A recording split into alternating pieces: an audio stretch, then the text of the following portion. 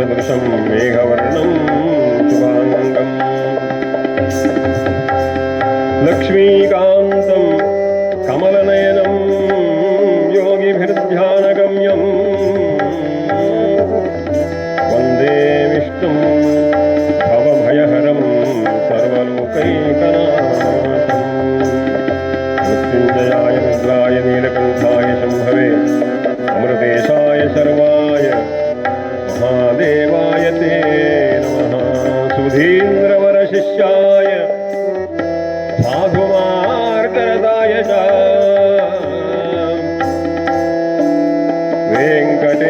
वेङ्कटेशतनूजाय अच्युताय ते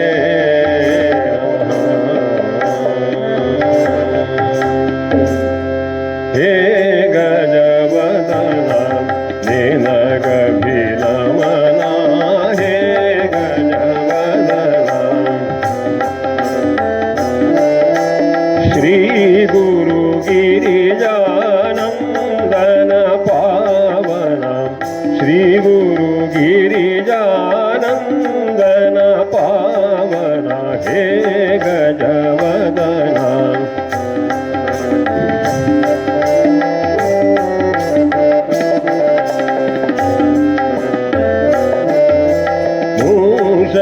मूषकवाहन पतितोद्धरणा मूषकवाहन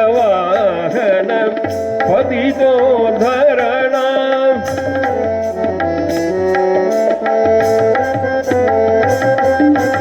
दासन माडन्न अनुदिन पावना दासन माडन्न अनुदिन पावना हे गजवदना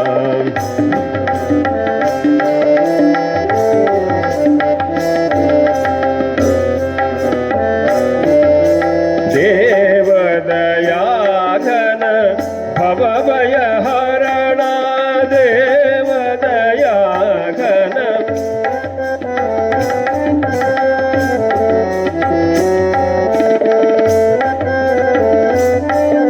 भाविक सुरगण मूर्ति पावना भाविक सुरगण मूर्ति पावना हे गजवदना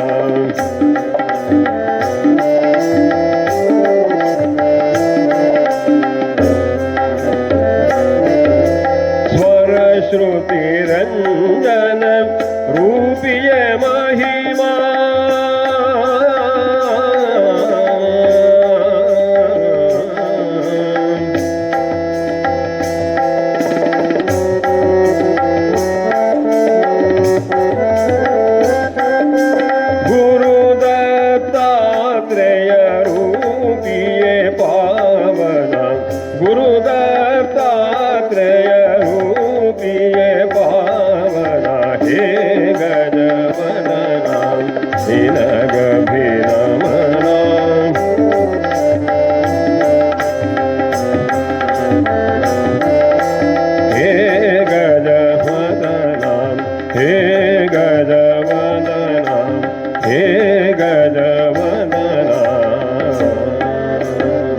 सिद्धिविनायक स्वामी महाराज की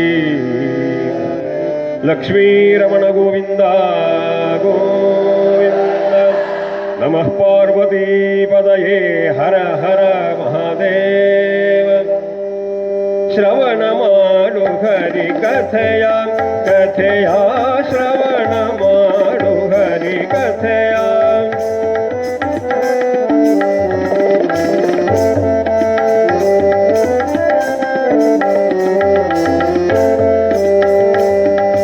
श्रवणदि दूर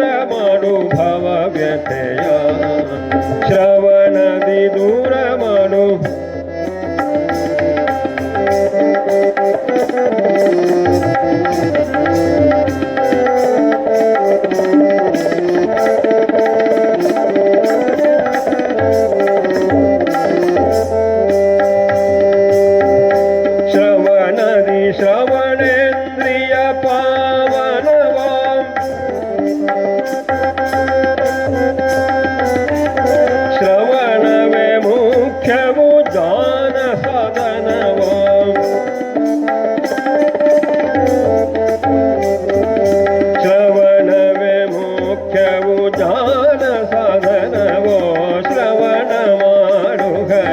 ಕಥೆಯ ಕಥೆಯ ಶ್ರವಣ ಮಾಡು ಹರಿ ಕಥೆಯ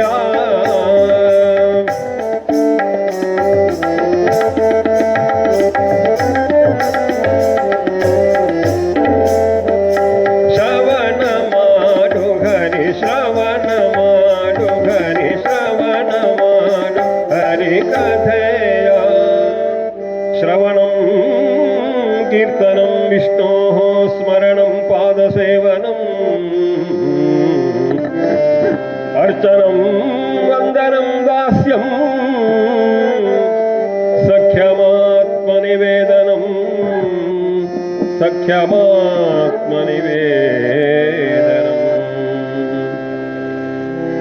ಭಗವಂತನನ್ನು ಕಾಣಬೇಕು ಎನ್ನುವ ತೀವ್ರವಾದಂತಹ ಅತಿಶಯವಾದ ಇಚ್ಛೆ ಯಾರಿಗುಂಟೋ ಅವರೇನನ್ನು ಮಾಡಬೇಕು? ದೇವರನ್ನು ಕಾಣುವುದಕ್ಕೆ ಅತ್ಯಂತ ಸುಲಭವಾದ ಉಪಾಯ ಅದು ಭಕ್ತಿ ಮಾಡೋದು. ದೇವರನ್ನು ಕಾಣುವುದಕ್ಕೆ ಅನೇಕ ಮಾರ್ಗಗಳಿದ್ದಾವೆ. ಆದರೆ ಆ ಎಲ್ಲ ಮಾರ್ಗಗಳಿಗಿಂತ ಕರ್ಮ ಮಾರ್ಗ, ಜ್ಞಾನ ಮಾರ್ಗ, ಯೋಗ ಮಾರ್ಗ, ಭಕ್ತಿ ಮಾರ್ಗ, ಹೀಗೆ ಅನೇಕ ಮಾರ್ಗಗಳಿದ್ದರೂ ಈ ಭಕ್ತಿಯ ಮಾರ್ಗ ಏನಿದೆಯೋ, ಭಕ್ತಿ ರೂಪವಾದ ಸಾಧನ ಏನಿದೆಯೋ ಅದು ಬಹಳ ಸುಲಭ ಅಂತ ಕೊಂಡಾಡಿದ್ದಾರೆ ಸಂತರು, ಜ್ಞಾನಿಗಳು. ಸಾತ್ವಸ್ಮಿನ್ ಪರಮ ಪ್ರೇಮ ರೂಪ. ಏನು ಭಕ್ತಿ ಅಂದ್ರೆ? ದೇವರಲ್ಲಿ ಆತ್ಯಂತಿಕವಾದ, ಅತ್ಯಂತ ಹೆಚ್ಚಿನದಾದ ಪ್ರೀತಿಯನ್ನು ತೋರಿಸೋದು. ಪ್ರೀತಿ ಅಂದ್ರೆ ಏನು ಅಂತ ನಮಗೆ ಗೊತ್ತಿದೆ. ಅನೇಕ ವಸ್ತುಗಳನ್ನ, ಅನೇಕ ವ್ಯಕ್ತಿಗಳನ್ನ ನಾವೆಲ್ಲ ಪ್ರೀತಿಸ್ತೇವೆ. ಹಾಗಾಗಿ ಎಲ್ಲೆಲ್ಲಿ ಮಹಿಮೆ ಇದೆಯೋ, ಎಲ್ಲೆಲ್ಲಿ ಅದ್ಭುತವಾದ ಶಕ್ತಿ ಅಡಗಿದೆಯೋ, ಎಲ್ಲಿ ಶ್ರೇಷ್ಠತೆ ಇದೆಯೋ ಅಂತಹ ವಸ್ತುವನ್ನ, ವ್ಯಕ್ತಿಯನ್ನ ಪ್ರೀತಿಸಿದರೆ ಅದನ್ನು ಭಕ್ತಿ ಎಂದು ಕರೆದಿದ್ದ. ತಾಯಿಯಲ್ಲಿ ಅಮೋಘವಾದ ಮಹಿಮೆ ಇದೆ. ನಮ್ಮನ್ನ ಹೆತ್ತು ಹೊತ್ತು ಸಾಕಿ ಸಲಹಿ ಪ್ರೇಮದ ಮೂರ್ತಿಯಾಗಿ, ವಾತ್ಸಲ್ಯದ ಒಂದು ಸಂಕೇತವಾಗಿ, ತ್ಯಾಗದ ಮೂರ್ತಿಯಾಗಿ ಸಾಕಿ ಸಲಹಿದ ತಾಯಿಯಲ್ಲಿ ಘನತರವಾದ ಮಹಿಮೆ ಇರುವುದರಿಂದ ಆಕೆಯನ್ನು ಪ್ರೀತಿಸಿದವರಿಗೆ ಮಾತೃಭಕ್ತ ಅಂತ ಕರೀತೆ. ಸುಮ್ಮನೆ ಯಾವುದೋ ವಸ್ತುಗಳನ್ನೆಲ್ಲ ಪ್ರೀತಿಸಿದರೆ ಭಕ್ತರು ಅಂತ ಕರೆಯೋದಿಲ್ಲ. ಒಬ್ಬನಿಗೆ ಮೈಸೂರು ಪಾಕ ಅಂದ್ರೆ ಬಹಳ ಪ್ರೀತಿ. ಮೈಸೂರು ಪಾಕ ಹೆಸರು ಹೇಳಿದರೆ ಅವನಿಗೆ ಪ್ರೀತಿ ಉಕ್ಕಿ ಬರ್ತದೆ. ಅವನಿಗೆ ಮೈಸೂರು ಪಾಕ ಭಕ್ತ ಅಂತ ಹೇಳೋದಿಲ್ಲ. ಅವನಿಗೆ ಮೈಸೂರು ಪಾಕ ಹುಚ್ಚು ಅಂತ ಹೇಳ್ತಾನೆ. ಒಬ್ಬನಿಗೆ ಮೊಬೈಲ್ ಅಂದ್ರೆ ಬಹಳ ಪ್ರೀತಿ. ಮೊಬೈಲ್ ಬಿಟ್ಟು ಎಲ್ಲಿಗೂ ಹೋಗೋದಿಲ್ಲ. ಮೊಬೈಲ್ ಭಕ್ತ ಅಂತ ಯಾರೂ ಕರೆಯೋದಿಲ್ಲ. ಅಯ್ಯೋ, ನಮ್ಮಲ್ಲಿ ಒಬ್ಬ ಹುಡುಗ ಇದ್ದಾನೆ, ಮೊಬೈಲ್ ಹುಚ್ಚಪ್ಪ ಅವನು. ಯಾಕೆ? ಅದರಲ್ಲಿ ಮಹಿಮೆ ಇಲ್ಲ, ಘನತೆ ಇಲ್ಲ, ಶ್ರೇಷ್ಠತೆ ಇಲ್ಲ. ಎಲ್ಲಿ ಮಹಿಮೆ, ಘನತೆ, ಶ್ರೇಷ್ಠತೆ ಇವೆಲ್ಲ ಇದೆಯೋ, ಪಾವಿತ್ರ್ಯ ಇದೆಯೋ, ಅದನ್ನು ಪ್ರೀತಿಸಿದರೆ ಆಗ ಭಕ್ತರು ಅಂತ ಕರೀತೆ.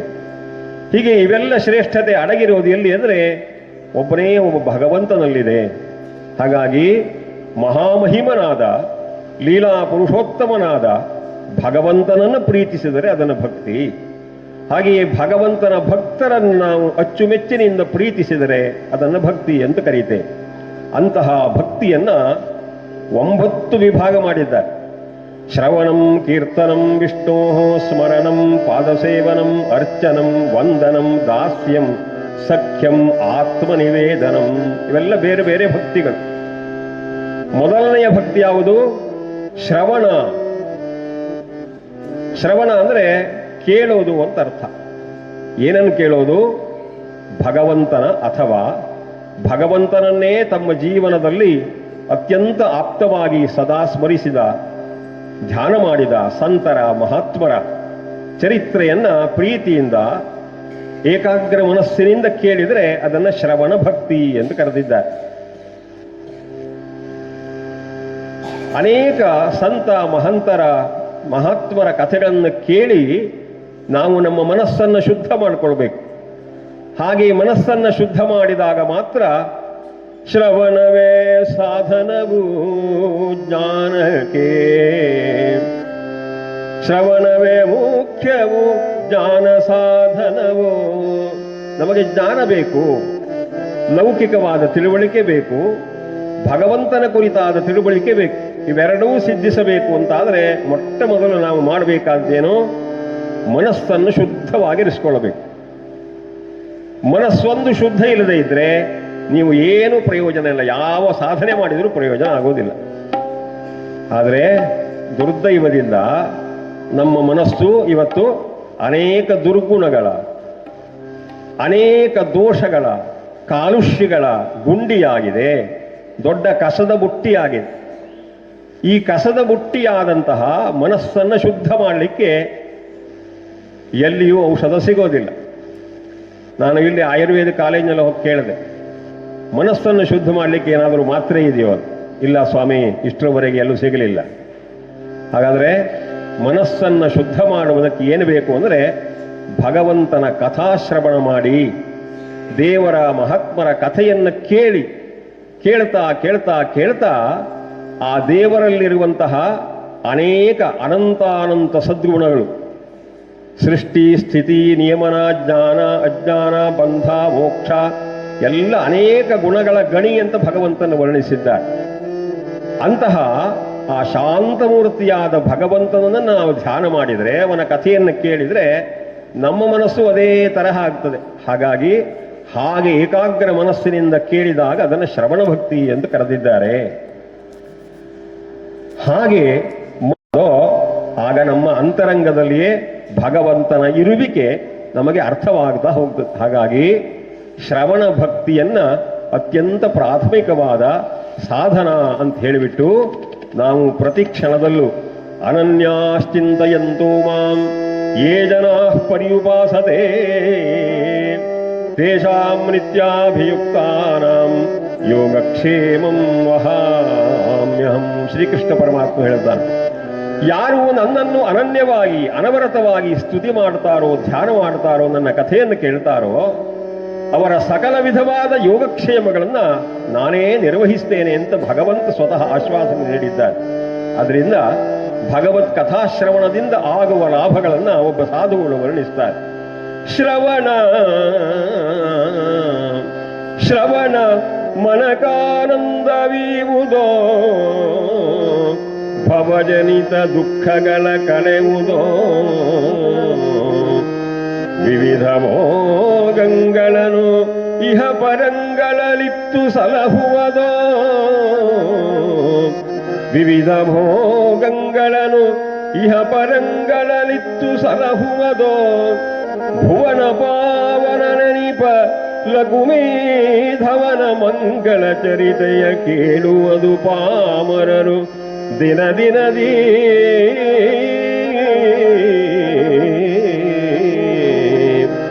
ಮಂಗಳಾತ್ಮಕನಾದಂತಹ ಪರಮೇಶ್ವರನ ಮಹಾಮಹಿಮೆಯ ಕಥೆಯನ್ನ ಕೇಳಿದಾಗ ಅದು ಮನಸ್ಸಿಗೆ ಆನಂದವನ್ನು ಉಂಟು ಮಾಡುತ್ತದೆ. ಮನಸ್ಸಿಗೆ ಆನಂದ ಬೇರೆ, ಉದ್ವೇಗ ಬೇರೆ. ಆನಂದವಾದಾಗ ಮನಸ್ಸು ಶಾಂತವಾಗ್ತದೆ. ನೀವು ಕ್ರಿಕೆಟ್ ಕಾಮೆಂಟ್ರಿ ಕೇಳ್ತೀರಲ್ಲ, ಮನಸ್ಸಿಗೆ ಆನಂದ ಸಿಗೋದಿಲ್ಲ, ಉದ್ವೇಗ. ಓ, ಅವನ ಔಟ್ ಆದ, ಇವನ ಔಟ್ ಆದ, ಅಯ್ಯೋ ಆಯ್ತು, ಇಂಡಿಯಾ ಸೋತು, ಪಾಕಿಸ್ತಾನಿಗೆ, ಇಡೀ ದಿವಸ ಮನಸ್ಸು ಗೊಂದಲ. ಚಿತ್ರಗೀತೆ ಕೇಳ್ತೀರಿ, ಮನಸ್ಸು ಉದ್ವೇಗವಾಗ್ತದೆ. ಕ್ರೈಮ್ ಡೈರಿ ಕೇಳ್ತೀರಿ, ನೋಡ್ತೀರಿ, ಮನಸ್ಸಿಗೆ ಆನಂದವೇ ಇಲ್ಲವೇ ಇಲ್ಲ, ಎಲ್ಲ ಉದ್ವೇಗಗಳು. ಅತ್ತೆಯ ಸೊಸೆಯರ ಜಗಳ ಕೇಳಿದರೆ ಆನಂದ ಆಗ್ತದೆಯೇನೋ? ಖಂಡಿತ ಇಲ್ಲ. ಹೋಗಲಿ, ಯಾವುದಾದರೂ ರಾಜಕಾರಣಿಯ ಭಾಷಣ ಕೇಳಿ ಸಂತೋಷ ಪಡೋಣ ಅಂತ ಹೋದ್ರೆ ಅಲ್ಲಿ ಆನಂದ ಸಿಗೋದಿಲ್ಲ. ಕಲ್ಲುಗಳ ಸುರಿಮಳೆ ಬೀಳುತ್ತದೆ. ಪರಸ್ಪರ ಒಬ್ಬರಿಗೊಬ್ಬರು ಬೈದುಕೊಳ್ಳುವ ಮಾತುಗಳನ್ನು ಕೇಳಿ ಮನಸ್ಸು ವಿಕ್ಷೇಪವಾಗ್ತದೆ. ಮನಸ್ಸು ವಿಕಾಸ ಆಗಬೇಕೇ ಹೊರತು ವಿಕಾರ ಆಗಬಾರದು. ಮನಸ್ಸನ್ನು ವಿಕಾರಗೊಳಿಸುವ ಸಾಧನಗಳು ಮನೆ ಮನೆಯಲ್ಲಿವೆ. ಮಕ್ಕಳ ಕೈಗೂ ಬಂದು ಕುಳಿತುಕೊಂಡಿದ್ದಾರೆ. ಒಂದು ಮೊಬೈಲ್ ಇದ್ದರೆ ಸಾಕು, ಮನುಷ್ಯನನ್ನು ಹಾಳು ಮಾಡುವುದಕ್ಕೆ ಅದ್ಭುತವಾದ ಸಾಧನವಾಗಿ ಬಿಟ್ಟಿದೆ. ಹಾಗಾಗಿ ನಮ್ಮ ಮನಸ್ಸು ಶುದ್ಧ ಆಗಬೇಕು ಅಂತಾದರೆ ಮೊಬೈಲ್ ಪ್ರಯೋಜನ ಇಲ್ಲ, ಕ್ರಿಕೆಟ್ ಆಡೋದ್ರಿಂದ ಪ್ರಯೋಜನ ಇಲ್ಲ, ಕ್ರೈಮ್ ಡೈರಿ ಇಲ್ಲ, ಟಿವಿಯಿಂದ ಏನು ಆಗೋದೇ ಇಲ್ಲ. ಒಂದೇ ಒಂದು ಸಾಧನ ಯಾವುದು ಅಂದರೆ ಶ್ರವಣದಿ ದೂರ ಮಾಡು ಭಾವ ವ್ಯಥೆಯ, ಶ್ರವಣ ಮಾಡು ಹರಿ ಕಥೆಯ, ಕಥೆಯ ಶ್ರವಣ ಮಾಡು ಹರಿ ಕಥೆಯ.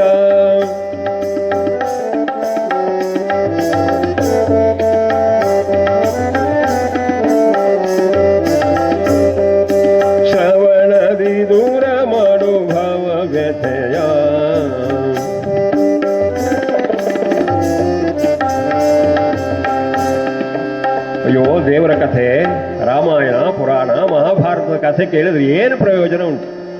ಇವರೊಬ್ಬರು ಹರಿಕಥೆ ಮಾಡ್ತಾರಂತೆ. ಏನು ಹರಿಕಥೆ ಕೇಳಿ ಏನು ಪ್ರಯೋಜನ ಅಂತ ಕೆಲವರು ತಾತ್ಸಾರ ಮಾಡೋದುಂಟು. ನಮ್ಮಲ್ಲಿ ಎಷ್ಟೋ ಜನ ಹೀಗೆ ಮಾತಾಡುವಾಗ ಹೇಳ್ತಾರೆ ನೋಡಿ, ಅಯ್ಯೋ ಶುರು ಮಾಡ್ದ ನೋಡಿ ಹರಿಕಥೆ. ಹರಿಕಥೆ ತಾತ್ಸಾರ ಮಾಡುವ ಹೀಗಳೆಯುವ ವಿಚಾರವಲ್ಲ.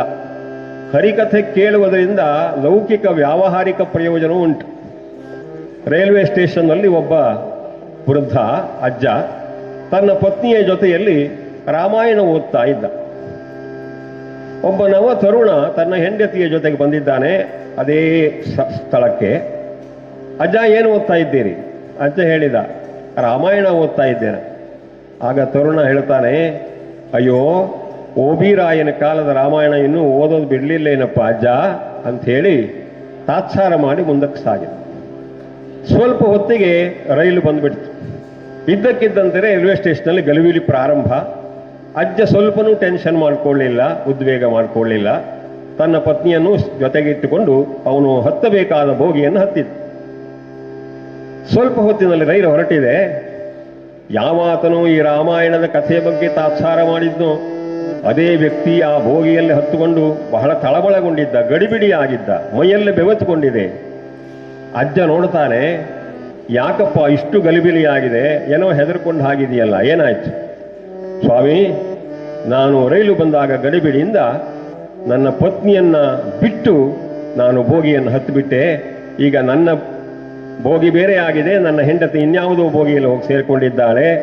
ಅವಳನ್ನು ಹುಡುಕಿ ಕರೆತಂದು ಇಲ್ಲಿ ನನ್ನ ಜೊತೆಯಲ್ಲಿ ಇಟ್ಕೊಳ್ಳುವಾಗ ಸಾಕಬೇಕಾಯಿತು, ಮೈಯಲ್ಲೇ ಬೆವರಿದೆ ಅಂತ ತನ್ನ ಕಷ್ಟವನ್ನು ತೋಡಿಕೊಂಡ. ಆಗ ಅಜ್ಜ ಹೇಳಿದ, ನೋಡು, ರಾಮಾಯಣದ ಕಥೆ ಅಂತ ನೀನು ತಾತ್ಸಾರ ಮಾಡಿದೆಯಲ್ಲ, ರಾಮಾಯಣ ನೀನೇದನ್ನ ಓದಿದ್ದಿದ್ರೆ ನಿನಗೆ ಈ ದುರ್ಗತಿ ಬರ್ತಾ ಇರಲಿಲ್ಲ. ಏನು ಹೇಗೆ ಅಂತ ಆಶ್ಚರ್ಯ ಆಯಿತು ಅವನಿಗೆ. ಆಗ ಹೇಳಿದ ಅಜ್ಜ, ನೋಡು, ರಾಮಾಯಣದಲ್ಲಿ ಕಥೆ ಬರುತ್ತದೆ. ಶ್ರೀರಾಮ ತನ್ನ ಪತ್ನಿಯಾದ ಸೀತೆಯ ಜೊತೆಯಲ್ಲಿ ವನಕ್ಕೆ ಹೋಗುವಾಗ ಗಂಗಾ ನದಿಯನ್ನು ದಾಟುವಾಗ ಗುಹ ಎನ್ನುವಂತಹ ನಾವಿಕ ದೋಣಿಯನ್ನು ತರುತ್ತಾನೆ. ಆ ದೋಣಿಯನ್ನು ಏರುವಾಗ ಶ್ರೀರಾಮಚಂದ್ರ ತಾನು ಮೊದಲು ಹತ್ತಲಿಲ್ಲ, ಸೀತಾಮಾತೆಯನ್ನು ದೋಣಿಯಲ್ಲಿ ಮೊಟ್ಟ ಮೊದಲು ಕುಳ್ಳಿರಿಸಿಕೊಂಡು ತಾನು ಏರಿದ. ಈ ಸಂದೇಶ ನಿನಗೇನಾದರೂ ಗೊತ್ತಿದ್ದಿದ್ರೆ ನಿನ್ನ ಹೆಂಡತಿಯನ್ನ ಮೊದಲು ಬೋಗಿಯಲ್ಲಿ ಹತ್ತಿಸಿ ಆಮೇಲೆ ನೀನು ಹತ್ತುಕೊಳ್ತಾ ಇದ್ದೆ. ಇಷ್ಟು ಸಂದೇಶ, ಲೌಕಿಕ ವ್ಯವಹಾರಗಳು, ನಿಯಮಗಳು ಎಲ್ಲ ಕಾವ್ಯದ ಅಧ್ಯಯನ ಮಾಡಿದವರಿಗೆ ಗೊತ್ತಾಗ್ತದೆಯಪ್ಪ ಅಂತ ಹೇಳಿದಾಗ ಬಹಳ ನಾಚಿಕೆ ಆಯಿತಂತೆ ಅವನಿಗೆ. ಹಾಗಾಗಿ ಲೌಕಿಕ ಜ್ಞಾನ ಮತ್ತು ಪಾರಲೌಕಿಕವಾದ ಜ್ಞಾನ ಎರಡನ್ನೂ ಕೊಡುವಂತಹ ಶಕ್ತಿ ಭಗವಂತನ ಭಗವದ್ಭಕ್ತರ ಕಥೆಯಲ್ಲಿ ಉಂಟು. 7 ದಿನದ ಕಥೆಯ ಕೇಳಿ ಏಳಿರೋ ವೈಕುಂಠಕ್ಕೆ, ಹರಿಯನನೈರೋ ನಮ್ಮ ಹರಿಯನನೈರೋ, ಹರಿಯನನೈರೋ ನಮ್ಮ.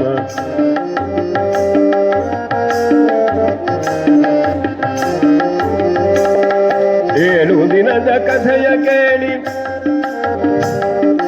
7 ದಿನದ ಕಥೆಯ ಕೇಳಿ ಏಳಿರೋ ವೈಕುಂಠಕ್ಕೆ, ಹರಿಯನನೈರೋ ನಮ್ಮ ಹರಿಯನನೈರೋ. ಪರೀಕ್ಷಿತ ಮಹಾರಾಜನಿಗೆ ಸರ್ಪ ಕಡಿದು ಬಿಟ್ಟಿತ್ತು. ವಿಷಸರ್ಪ ಕಚ್ಚಿ ಅವನಿಗೆ ಸಾವು ಬರಲಿ ಅಂತ ಶಾಪತಾಗಿತ್ತು. ಒಂದೇ ಒಂದು ವಾರದಲ್ಲಿ ದಿನಗಳನ್ನು ಎಣಿಕೆ ಮಾಡ್ತಾ ಇದ್ದಾನೆ. ಹೇಗಪ್ಪ ಸಾವನ್ನು ತಪ್ಪಿಸಿಕೊಳ್ಳೋದು? ತುಂಬ ಗಡಿಬಿಡಿ ಆಗಿದ್ದಾನೆ. 7ನೆಯ ದಿನಕ್ಕೆ ಸರಿಯಾಗಿ ಬಂದು ತನಗೆ ಸರ್ಪ ಕಚ್ಚಿ ತಾನು ಸಾಯ್ತೇನೆ, ಏನು ಮಾಡಬೇಕು, ಕೊನೆಗಾಲ ಬಂದುಬಿಟ್ಟಿದೆಯಲ್ಲ. ಆಗ ಶುಕ ಮಹರ್ಷಿಗಳು, ಆ ಪರಶಿವನ ಅವತಾರ ಸ್ವರೂಪಿಗಳಾದ ಮಹಾನ್ ಜ್ಞಾನಿಗಳು ಬಂದು ಅವನಿಗೆ ಹೆದರ್ಕೊಳ್ಳಬೇಡ, ಸಾವನ್ನು ಸ್ವಾಗತಿಸುವ ಒಂದು ಚಿತ್ತಶುದ್ಧಿಯನ್ನು ನಿನಗೆ ಉಂಟು ಮಾಡುತ್ತೇನೆ, ನಿನಗೆ ಮನೋಸ್ಥೈರ್ಯ ಬರುವ ಹಾಗೆ ಭಗವಂತನ ಕಥೆಗಳನ್ನು ಹೇಳುತ್ತೇನೆ ಅಂತ ಅವನನ್ನು ಗಂಗಾತೀರದಲ್ಲಿ ಕುಳ್ಳಿರಿಸಿಕೊಂಡು 1 ವಾರಗಳ ಕಾಲ ಪರೀಕ್ಷಿತ ಮಹಾರಾಜನಿಗೆ ಶ್ರೀಮದ್ ಭಾಗವತದ ಕಥೆಗಳೆಲ್ಲವನ್ನು ವರ್ಣಿಸ್ತಾರೆ. ಶ್ರೀಕೃಷ್ಣ ಪರಮಾತ್ಮನ ಅದ್ಭುತವಾದಂತಹ ಲೀಲಾ ಚರಿತ್ರೆಗಳನ್ನು ಶುಕ ಮಹರ್ಷಿಗಳ ಬಾಯಿಂದ ಕೇಳ್ತಾ ಕೇಳ್ತಾ ಕೇಳ್ತಾ ಪರೀಕ್ಷಿತ ಮಹಾರಾಜ ಆ ಸಾವಿನ ದವಳೆಯಿಂದ ಪಾರಾಗಿ ತಾನು ಸಾವನ್ನೆತ್ತರೂ ಆ ಪರಮ ಪದವನ್ನು, ಮೋಕ್ಷವನ್ನು ತಾನು ಪಡೆದುಕೊಂಡ. ಹಾಗಾಗಿ 7 ದಿನದ ಕಥೆಯಾದ ಭಾಗವತವನ್ನು ಕೇಳಿ ಮೋಕ್ಷ ಸಾಮ್ರಾಜ್ಯವನ್ನೇ ಸೂರೆಗೊಯ್ದಂತಹ ಹಿರಿಮೆ ಪರೀಕ್ಷಿತ ಮಹಾರಾಜನಿಗೆ ಬಂತು. ಹಾಗಾಗಿ ನಮ್ಮ ಬದುಕಿನಲ್ಲಿ ಇಹದಲ್ಲಿಯೂ ಪರದಲ್ಲಿಯೂ ನಮಗೆ ಸಾಧನವಾಗಿ ಸಲ್ಲುವ ಶ್ರೇಷ್ಠವಾದ ಸಂಪತ್ತಾಗಿ ಸಲ್ಲುವ ಒಂದೇ ಒಂದು ವಸ್ತು ಯಾವುದಿದೆ ಅಂದರೆ ಭಗವತ್ ಕಥಾಶ್ರವಣ. ಏಕಾಗ್ರ ಚಿತ್ತದಿಂದ ಶ್ರವಣ ಮಾಡಬೇಕು. ಸುಮ್ಮನೆ ನಾವು ಹರಿಕಥೆ ಕೇಳಬೇಕು ಅಂತ ಇಲ್ಲಿ ಕುಳಿತುಕೊಳ್ಳೋದು ಮನಸ್ಸನ್ನು ಎಲ್ಲಿಯೋ ಬಿಟ್ಟು ಬಿಟ್ಟರೆ ಅದು ಶ್ರವಣ ಭಕ್ತಿ ಆಗೋದಿಲ್ಲ. ಏಕಾಗ್ರತೆಯಿಂದ ಕೇಳಬೇಕು. ನಾವು ಏನನ್ನ ಹೇಗೆ ಕೇಳ್ತೇವೆಯೋ ಅದೇ ರೀತಿ ನಮ್ಮ ವ್ಯಕ್ತಿತ್ವ ನಿರ್ಮಾಣವಾಗ್ತದೆ. ಅದಕ್ಕಾಗಿ ಒಳ್ಳೆಯದನ್ನು ಕೇಳಬೇಕು ಅಂತ ಹೇಳ್ತಾರೆ. ಭದ್ರಂಕರಣೇ ಶೃಣುಯಾಮ ದೇವಾಹ. ಒಳ್ಳೆಯದನ್ನು ಕೇಳ್ತಾ ಕೇಳ್ತಾ ನಾವು ಒಳ್ಳೆಯದರಾಗ್ತದೆ. ಒಬ್ಬ ಶಾಲೆಗೆ ಬಂದಿದ್ದ ಹುಡುಗ ನಿಮ್ಮ ಹಾಗೆ ಮೇಷ್ಟ್ರು ಪಾಠ ಮಾಡ್ತಾ ಇದ್ದ. ಏನು ಹೇಳಿದ್ರು ಕೇಳೋದಿಲ್ಲ. ಅವನ ಲಕ್ಷ್ಯವೇ ಬೇರೆ ಕಡೆಗುಂಟು. ಆ ಮೇಷ್ಟ್ರು ಬಹಳ ಒಳ್ಳೆಯವರಾಗಿದ್ದು. ನೋಡಪ್ಪ, ನಿನ್ನ ಮನಸ್ಸು ಎಲ್ಲೋ ಬೇರೆ ಕಡೆ ಇದ್ದ ಹಾಗಿದೆ, ಏನು ಸಮಾಚಾರ? ಆಗ ಹುಡುಗ ಪ್ರಾಮಾಣಿಕವಾಗಿ ಹೇಳಿದ, ಸರ್, ನನಗೆ ಪಾಠದಲ್ಲಿ ಆಸಕ್ತಿನೇ ಬರ್ತಾ ಇಲ್ಲ. ಯಾಕೆಂದರೆ ನನ್ನ ಅಪ್ಪ ಒಂದು ಹೊಸ ಎತ್ತನ್ನು ಖರೀದಿ ಮಾಡಿ ತಂದಿದ್ದಾನೆ. ಆ ಎತ್ತುಗಳಿಗೆ ಅತ್ಯಂತ ಸುಂದರವಾದ 2 ಕೋಡುಗಳು ಹೀಗೆ ಹುಟ್ಟುಕೊಂಡಿದ್ದಾಗ ಬಹಳ ನೋಡಲಿಕ್ಕೆ ಚಂದ. ಅದರ ಕಡೆಗೆ ಲಕ್ಷ್ಯ ಹೋಗ್ತದೆ ಸರ್ ಅಂತ. ಹಾಗಾದರೆ 1 ವಾರ ನನಗೆ ರಜೆ ಕೊಟ್ಟಿದ್ದೇನೆ, ಹೋಗು. ನಿತ್ಯ ಆ ಕೊಟ್ಟಿಗೆ ಹೋಗಿ ಕುಳಿತುಕೊಂಡು ಆ ಎತ್ತನ್ನು ನೋಡು, ಕೋಡನ್ನು ನೋಡಿ ತೃಪ್ತಿ ಆದಮೇಲೆ ಶಾಲೆಗೆ ಬಾ. ಬಹಳ ಸಂತೋಷ ಆಯಿತು. ಮನೆಗೆ ಹೋದ. ಬೆಳಗ್ಗೆ ಎದ್ದವನೇ ಕೊಟ್ಟಿಗೆಗೆ ಹೋಗಿ ಕುಳಿತುಕೊಂಡ. ಆ ಎತ್ತಿನ ಎದುರುಗಡೆ ನೋಡ್ತಾ ಇದ್ದಾನೆ ಸಾಯಂಕಾಲದವರೆಗೆ. ಎತ್ತನ್ನು ನೋಡೋದು ಖುಷಿ ಪಡೋದು, ಎತ್ತನ್ನು ನೋಡೋದು ಖುಷಿ ಪಡೋದು. 7ನೇ ದಿವಸ ಶಾಲೆಗೆ ಬರ್ತಾನೆ. ಎಲ್ಲ ಪ್ರೇಯರ್ ಎಲ್ಲ ಮುಗೀತು. ಹೊರಗಡೆ ಗ್ರೌಂಡಿನಿಂದ ಎಲ್ಲ ಮಕ್ಕಳು ಅವರವರ ಕೊಠಡಿಗೆ ಹೋಗ್ತಾ ಇದ್ದಾರೆ, ರೂಮ್ಗಳಿಗೆ ಹೋದ್ರು. ಈ ಹುಡುಗ ಆ ರೂಮಿನ ಎಂಟ್ರೆನ್ಸ್ ಬಾಗಿಲ ಹತ್ರ ಹೋಗ್ತಾನೆ, ಹಿಂದೆ ಬರ್ತಾನೆ. ಬಾಗಿಲ ಹತ್ರ ಹೋಗ್ತಾನೆ, ಹಿಂದೆ ಬರ್ತಾನೆ. ಎಲ್ಲರಿಗೂ ಆಶ್ಚರ್ಯ ಆಯಿತು. ಯಾಕಪ್ಪ ಒಳಗೆ ಯಾಕೆ ಬರೋದಿಲ್ಲ ಅಂತ ಮೇಷ್ಟ್ರು ಕೇಳಿದ್ರು. ಆಗ ಹುಡುಗ ಹೇಳ್ತಾನೆ, ಸರ್, ಒಳಗೆ ಬರಬೇಕು ಅಂತ ನನಗೆ ಇಷ್ಟ ಇದೆ, ಆದರೆ 2 ಕೋಡುಗಳು ನನಗೆ ಮೇಲೆ ಹಿಡಿತಾ ಇದ್ದೇವೆ, ಮುಂದೆ ಹೋಗ್ಲಿಕ್ಕಾಗೋದಿಲ್ಲ ಅಂದ. ಯಾಕೆ? 1 ವಾರ ಕಾಲ ಆ ಎತ್ತಿನ ಕೋಡನ್ನೇ ಆಲೋಚನೆ ಮಾಡ್ತಾ ಮಾಡ್ತಾ ತನ್ನ ತಲೆಯ ಮೇಲೂ 2 ಕೋಡುಗಳು ಹುಟ್ಟಿಕೊಂಡಿದ್ದಾವೆ ಎನ್ನುವ ಭಾವನೆ ಅವನಿಗೆ ಬಂದುಬಿಟ್ಟಿದೆ. ಹಾಗಾಗಿ ನಡೆಯುವಾಗ ಹೀಗೆ ನಡೀತಾ ಇದ್ದಂತೆ. ನಾವು ಯಾವುದನ್ನು ಕೇಳ್ತೇವೆಯೋ ಅದೇ ತರಹ ಆಗಿಬಿಡ್ತೇವೆ. ಹಾಗಾಗಿ ನಾವು ಕೇಳುವುದರ ಬಗ್ಗೆ ಎಚ್ಚರ ಇರಬೇಕು. ನಮಗೆ ಆಹಾರ ಅಂದರೆ ತಿನ್ನೋದು ಮಾತ್ರ ಆಹಾರ ಅಂತ ತಿಳ್ಕೊಂಡಿದ್ದೇವೆ. ಆಹಾರ ಅಂದರೆ ತಿನ್ನೋದು ಮಾತ್ರ ಅಲ್ಲ, ನಮ್ಮ ಇಂದ್ರಿಯಗಳಿಂದ ನಾವು ಒಳಗೆ ಯಾವುದನ್ನು ತಗೊಳ್ತೇವೆ. ಕಣ್ಣಿನಿಂದ ನೋಡ್ತೇವೆ, ನೋಡುವುದು ಆಹಾರ. ಬಾಯಿಯಿಂದ ತಿಂತೇವೆ, ಅದು ಆಹಾರ. ಕಿವಿಯಿಂದ ಕೇಳೋದಿದೆಯಲ್ಲ, ಅದು ಆಹಾರವೇ. ಹೀಗೆ ಕಿವಿಯಿಂದ ಕೇಳುವುದು, ಕಣ್ಣಿನಿಂದ ನೋಡುವುದು, ಆಡುವ ಮಾತುಗಳು ಎಲ್ಲವೂ ಶುದ್ಧವಾಗಿದ್ದಾಗ ಮಾತ್ರ ನಮ್ಮ ಅಂತಃಕರಣ ಶುದ್ಧವಾಗ್ತದೆ. ಮನಸ್ಸು ಬಹಳ ಸೂಕ್ಷ್ಮವಾದದ್ದು. ಅನೇಕ ಕೆಟ್ಟ ಕೆಟ್ಟ ಕಲ್ಮಶಗಳು, ಸಂಸ್ಕಾರಗಳು ತುಂಬಿಕೊಂಡಿದ್ದಾವೆ. ಉತ್ತರ ದೇಶದಲ್ಲಿ ಭಾಗವತ ಸಪ್ತಾಹ ಮಾಡ್ತಾ ಇದ್ರು ಏಕನಾಥರು. ಒಂದು ದಿವಸ ಒಬ್ಬ ಕೇಳ್ದ, ಸರ್, ನೀವು ದೇವರನ್ನು ನೋಡಿದ್ದೀರಾ? ಹೌದು, ದೇವರನ್ನು ನೋಡಿದ್ದೇನೆ. ನನಗೂ ತೋರಿಸ್ತೀರಾ? ಓ, ಖಂಡಿತ ತೋರಿಸ್ತೇನೆ. ಆಗ ಕೇಳ್ತಾನೆ, ಏನು ಮಾಡಬೇಕು? ಏನು ಮಾಡೋದು ಬೇಡಪ್ಪ, ನಾಳೆ ಬೆಳಗ್ಗೆ ಸ್ನಾನ ಮಾಡಿ ನನ್ನ ಆಶ್ರಮಕ್ಕೆ ಬಾ, ಬೆಳಗ್ಗೆ ಮುಂಚೆ ದೇವರು ತೋರಿಸ್ತೇನೆ. ಆದರೆ ಬರುವಾಗ ಎಚ್ಚರಿಕೆ ಇರಬೇಕು, ಏನನ್ನೂ ನೋಡಬಾರದು. ಏನಾದರೂ ನೋಡಿಬಿಟ್ರೆ ಚೆನ್ನಾಗಿ ನೆನಪಿನಲ್ಲಿ ಇಟ್ಟುಕೊಂಡು ಬರಬೇಕು, ಅಷ್ಟು ಮಾಡಿ. ಬಹಳ ಸಮಾಧಾನ ಆಯಿತು. ಮಾರನೇ ದಿವಸ ಬೇಗ ಎದ್ದು ಏನೂ ಕಾಣಬಾರದು ಅಂತ ಕಣ್ಣಿಗೆ ಸ್ವಲ್ಪ ಪಟ್ಟಿ ಕಟ್ಟಿಕೊಂಡು ಮುಂದೆ ಬರ್ತಾ ಇದ್ದ ಆಶ್ರಮದ ಕಡೆಗೆ. ದುರ್ದೈವದಿಂದ ಏನೋ ಕಂಡು ಬರ್ತಾ ಇದೆ. ನೋಡಿದರೆ ಸರಿಯಾಗಿ ನೋಡ್ಕೊಂಡ್ಬರ್ಬೇಕು ಅಂತ ಹೇಳಿದ್ದಾರೆ ಗುರುಗಳು. ಹತ್ತಿರ ಹೋಗಿ ನೋಡ್ತಾನೆ, ಏನಿತ್ತು ಅಲ್ಲಿ? ಒಂದು ಕತ್ತೆ ಬಿದ್ದಿತ್ತು, ಸತ್ತು ಹೋಗಿತ್ತು, ಕೊಳತನ ಆಡ್ತಾ ಇದೆ, ವಾಸನೆ ಬರ್ತಾ ಇದೆ. ಅದನ್ನೆಲ್ಲ ಮನಸ್ಸಿನಲ್ಲಿ ಇಟ್ಟುಕೊಂಡು ನೇರವಾಗಿ ಆಶ್ರಮಕ್ಕೆ ಬರ್ತಾನೆ. ಸ್ವಾಮಿ, ದೇವರನ್ನು ತೋರಿಸಿ. ಆಗ ಏಕನಾಥರಂತಾರೆ, ನೋಡು, ನಿನಗಾಗಿ ಕಾಯ್ತಾ ಇದ್ದೇನಪ್ಪ. ಈ ಲೋಟದಲ್ಲಿ ಹಾಲನ್ನು ಅಭಿಮಂತ್ರಣ ಮಾಡಿ ಮಂತ್ರಿಸಿದ ಹಾಲು, ಇದನ್ನು ಕುಡಿಬೇಕು. ಕುಡಿದ ತಕ್ಷಣ ನಿನಗೆ ದೇವರು ಕಾಣುತ್ತೆ. ಹಾಲು ಕುಡಿದರೆ ದೇವರು ಕಾಣುತ್ತಾನೆ ಅಂತ ಆಶ್ಚರ್ಯ ಆಯಿತು ಅವನಿಗೆ. ಹಾಲು ಕುಡಿದ್ರೆ ದೇವರು ಕಾಣಲಿಕ್ಕೆ ಸಾಧ್ಯ ಉಂಟೋ? ಅಲ್ಕೋ ಹಾಲು ಕುಡಿದವರು ದೇವರನ್ನು ನೋಡೋದನ್ನು ನಾವು ಬೀದಿಯಲ್ಲಿ ಎಲ್ಲಾದರೂ ನೋಡ್ತೇವೆ.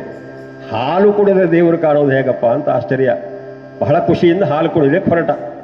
ಆಗ ಏಕನಾಥರು ಹೇಳ್ತಾರೆ, ನೋಡು, ನೀನು ಹಾಲು ಕುಡಿಯುವಾಗ ದಾರಿಯಲ್ಲಿ ನೀನೇನಾದರೂ ನೋಡ್ಕೊಂಡು ಬಂದಿದ್ದಿದ್ರೆ ಅದು ನೆನಪಾಗಬಾರದು. ಏನಾದರೂ ನೆನಪಾಯಿತು ಅಂತ ಆದರೆ ಸತ್ತು ಹೋಗುತ್ತೇನೆ. ಹಾಲನ್ನು ಕುಡಿಬೇಕು ಅಂತ ಇಲ್ಲಿವರೆಗೂ ತಗೊಂಬಂದಿದ್ದ ಕೆಳಗಿಟ್ಟ. ಯಾಕೆ? ಹಾಲು ಕುಡಿಯುವ ಆ ಮರುಕ್ಷಣದಲ್ಲಿ ತಾನು ಕಂಡಂತಹ ಸತ್ತು ಕೊಳೆತು ನಾರುತ್ತಿರುವ ಕತ್ತೆ ಮನಸ್ಸಿನಲ್ಲಿ ಪ್ರವೇಶ ಆಯಿತು. ಒಂದಲ್ಲ ಎರಡಲ್ಲ 10 ಸಲ ಪ್ರಯತ್ನ ಮಾಡಿದ್ರು ಕತ್ತೆ ಮರಿಲಿಕ್ಕಾಗಲಿಲ್ಲ, ಹಾಲು ಕುಡಿಲಿಕ್ಕಾಗಲಿಲ್ಲ, ದೇವರು ಕಾಣಲಿಕ್ಕಾಗಲಿಲ್ಲ. ಆಗ ಏಕನಾಥ್ ಹೇಳ್ತಾರೆ, ನೋಡಪ್ಪ, ದೇವರನ್ನು ಕಾಣುವುದಕ್ಕೆ ಸುಲಭ ಅಲ್ಲ. ಮೊದಲು ನಿನ್ನ ಅಂತರಂಗ, ನಿನ್ನ ಹೃದಯ, ನಿನ್ನ ಮನಸ್ಸನ್ನು ಶುದ್ಧ ಮಾಡು. ನಿನ್ನ ತಲೆಯಲ್ಲಿ ಬೆಳಗ್ಗೆ ನೋಡಿದ ಒಂದು ಸತ್ತು ಹೋದ ಕತ್ತೆಯನ್ನು ಮರೆಯಲಿಕ್ಕೆ ಸಾಧ್ಯ ಆಗಲಿಲ್ಲ. ಜನ್ಮ ಜನ್ಮಾಂತರದಲ್ಲಿ ಈ ಜನ್ಮದಲ್ಲಿ ನೀನು ಮಾಡಿದ ಅನೇಕ ಕೆಟ್ಟ ಕೆಲಸಗಳು, ಅನೇಕ ಕೆಟ್ಟ ಸಂಸ್ಕಾರಗಳು ನಿನ್ನ ಚಿತ್ತಭಿತ್ತಿಯಲ್ಲಿ ನೆಲೆಗೊಂಡಿದ್ದಾವೆ. ಅವೆಲ್ಲ ದೂರ ಹೋಗಬೇಕು. ಕಾಮ, ಕ್ರೋಧ, ಲೋಭ, ಮೋಹ, ಮದ, ಮಾತ್ಸರ್ಯ, ವಾಟ್ಸಪ್ಪು ಇವೆಲ್ಲ ಹೊಸ ಹೊಸ ಇನ್ಸ್ಟಾಗ್ರಾಮು, ಇದೆಲ್ಲ ನಮ್ಮ ತಲೆ ಒಳಗೆ ಕುಣ್ಕೊಂಡ್ಬಿಟ್ಟಿದೆ. ಇದನ್ನೆಲ್ಲ ಶುದ್ಧ ಆಗಬೇಕು. ಆಗ ಶುದ್ಧ ಆದರೆ ಒಳಗಡೆಗೆ ದೇವರ ದರ್ಶನ ಆಗ್ತದೆ. ಅದಕ್ಕಾಗಿ ಶ್ರವಣದಿ ದೂರ ಮಾಡು ಭಾವ ವ್ಯಥೆಯ, ಶ್ರವಣ ಮಾಡು ಹರಿ ಕಥೆಯ.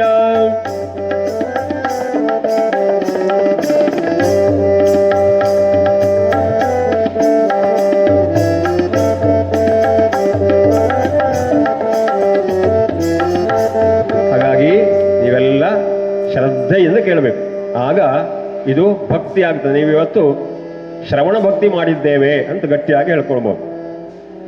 ಅಂಗಡಿಯಲ್ಲಿ 3 ಗೊಂಬೆಗಳಿದ್ವು. ಅಪ್ಪ ಮಗನಿಗೆ ಗೊಂಬೆ ತರಲಿಕ್ಕೆ ಅಂತ ಹೋದ. 3 ಗೊಂಬೆ ನೋಡ್ಲಿಕ್ಕೆ ಒಂದೇ ತರ ಇದೆ. ಹೇಳೋಣ: ಶ್ರೀರಾಮ ಜಯ ರಾಮ ಜಯ ಜಯ ರಾಮ,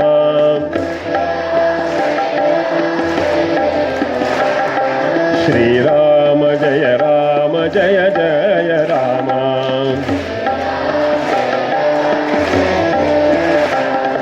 ಶ್ರೀರಾಮ ಜಯ ರಾಮ ಜಯ ಜಯ ರಾಮ,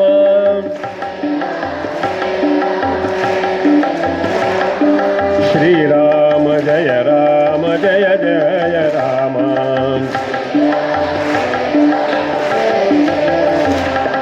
ಶ್ರೀರಾಮ ಜಯ ರಾಮ ಜಯ ಜಯ ರಾಮ,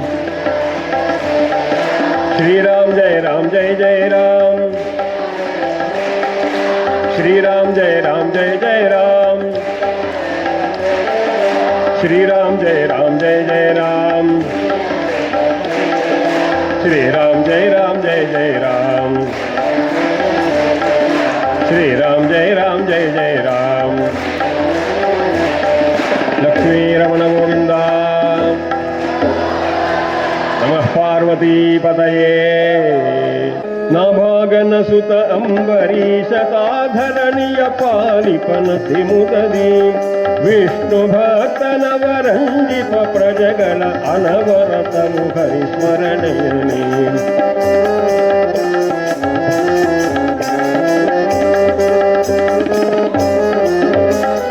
ಸಾಂಬ ಸದಾ ಶಿವ ಸಾಂಬ ಸದಾ ಶಿವ ಸಾಂಬ ಸದಾ ಶಿವ ಸಾಂಬ ಶಿವ, ಸಾಂಬ ಸದಾ ಶಿವ ಸಾಂಬ ಸದಾ ಶಿವ ಸಾಂಬ ಸದಾ ಶಿವ ಸಾಂಬ ಶಿವ, ಸಾಂಬ ಶಿವ ಸಾಂಬ ಶಿವ. ಸೂರ್ಯವಂಶದ ಪ್ರಖ್ಯಾತನಾದಂತಹ ರಾಜ ನಾಭಾಗ, ಅವನ ಮಗನೇ ಅಂಬರೀಷ ಚಕ್ರವರ್ತಿ. ಸಪ್ತದ್ವೀಪಗಳಿಂದ ಕೂಡಿದಂತಹ ಅಖಿಲ ವಿಧವಾದ ಸಂಪತ್ತುಗಳಿಂದ ತುಂಬಿ ತುಳುಕುತ್ತಿರುವ, ಅಖಿಲ ಭೂಮಂಡಲಕ್ಕೆ ತಾನು ಮಹಾರಾಜನಾಗಿ ಚಕ್ರವರ್ತಿಯಾಗಿ ಎಲ್ಲ ಪ್ರಜೆಗಳನ್ನು ಅತ್ಯಂತ ಧಾರ್ಮಿಕವಾದ ರೀತಿಯಲ್ಲಿ ಪರಿಪಾಲನೆ ಮಾಡುತ್ತಾ ಇರುವ ಜನಪ್ರಿಯನಾದ ಚಕ್ರವರ್ತಿಯವರು. ಯಾರು ಅತ್ಯಂತ ಧರ್ಮನಿಷ್ಠರಾಗಿರ್ತಾರೋ ಅವರನ್ನು ಪ್ರಜೆಗಳು ಪ್ರೀತಿಸ್ತಾರೆ.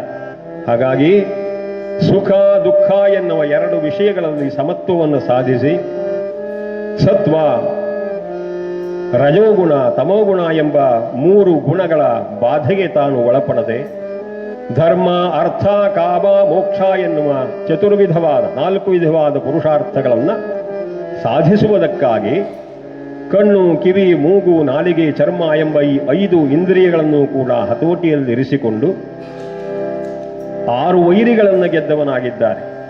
ಕಾಮಕ್ರೋಧ ಲೋಭಮೋಹ ಮದಮಾತ್ಸರ್ಯವೆಂಬ 6 ವೈರಿಗಳನ್ನು ತನ್ನ ಅಂಕಿತದಲ್ಲಿ ಇರಿಸಿಕೊಂಡವನಾಗಿ 7 ವಿಧವಾದ ವ್ಯಸನಗಳಿಗೆ ತಾನು ವಶವರ್ತಿಯಾಗದೆ ಅನ್ನಮದ, ಅಖಿಲಮದ ಇತ್ಯಾದಿ ವಿದ್ಯಾಮದಾದಿ ಅಷ್ಟ ಮದಗಳನ್ನೂ ತಾನು ಗೆದ್ದವನಾಗಿ ಮದಗಳಿಗೆ ತಾನು ಪಾತ್ರನಾಗದೆ ನವವಿಧವಾದ ಭಕ್ತಿ, 9 ವಿಧವಾದ ಆ ಭಕ್ತಿಯ ಮಾರ್ಗವನ್ನು ಅನುಸರಿಸುತ್ತಾ ದಶ ದಿಕ್ಕುಗಳಲ್ಲಿಯೂ ವ್ಯಾಪಕನಾದಂತಹ ಆ ಭಗವಂತನಲ್ಲಿ ಅನನ್ಯವಾದಂತಹ ಭಕ್ತಿಯನ್ನಿರಿಸಿಕೊಂಡ ಏಕಾಂತ ಭಕ್ತನೂ ತಾನಾಗಿದ್ದ ಚಕ್ರವರ್ತಿ ಆಗಿದ್ದರೂ ಕೂಡ.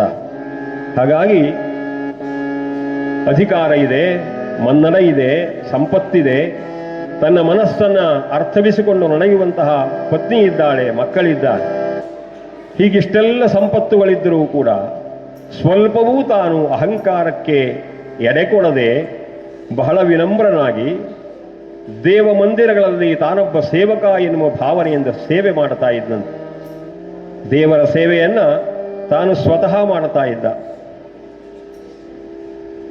ದೇವರ ಸೇವೆ, ಊಟ, ಭಜನೆ, ಇದಕ್ಕೆಲ್ಲ ನೀವು ಬದಲಿ ವ್ಯವಸ್ಥೆ ಮಾಡಲಿಕ್ಕಾಗೋದಿಲ್ಲ. ನನಗೆ ಹಸಿವೆ ಆಗಿದೆ, ನನ್ನ ಪರವಾಗಿ ನೀನು ಊಟ ಮಾಡ್ಕೊಂಡು ಬಾ ಅಂತ ಯಾರಾದರೂ ಹೇಳೋದುಂಟೆ? ಬದಲಿ ವ್ಯವಸ್ಥೆ ಇಲ್ಲ. ಮದುವೆ ಆಗಬೇಕು, ನಾನೇ ಆಗಬೇಕೇ ಹೊರತು ನನ್ನ ಬದಲಿಗೆ ನೀನು ಮದುವೆ ಆಗುವಂತ ಯಾರೂ ಹೇಳಲಿಕ್ಕೆ ಆಗೋದಿಲ್ಲ. ಹಾಗೆಯೇ ಹರಿ ಸೇವೆ, ಭಕ್ತಿ, ನನ್ನ ಪರವಾಗಿ ಹರಿಕಥೆಗೆ ಹೋಗಿ ಪುಣ್ಯ ಮಾಡ್ಕೊಂಡು ಬಾ ಅಂತ ಬೇರೆಯವ್ರನ್ನ ಕಳಿಸ್ಲಿಕ್ಕೆ ಬರೋದಿಲ್ಲ, ಬದಲಿ ವ್ಯವಸ್ಥೆ ಇಲ್ಲ. ಹಾಗಾಗಿ ಅಂಬರೀಷ ತಾನು ಮಹಾರಾಜನಾದರೂ, 1000 ಸಂಖ್ಯೆಯಲ್ಲಿ ಆಳುಕಾಳುಗಳು ಸೇವಕರಿದ್ದರು.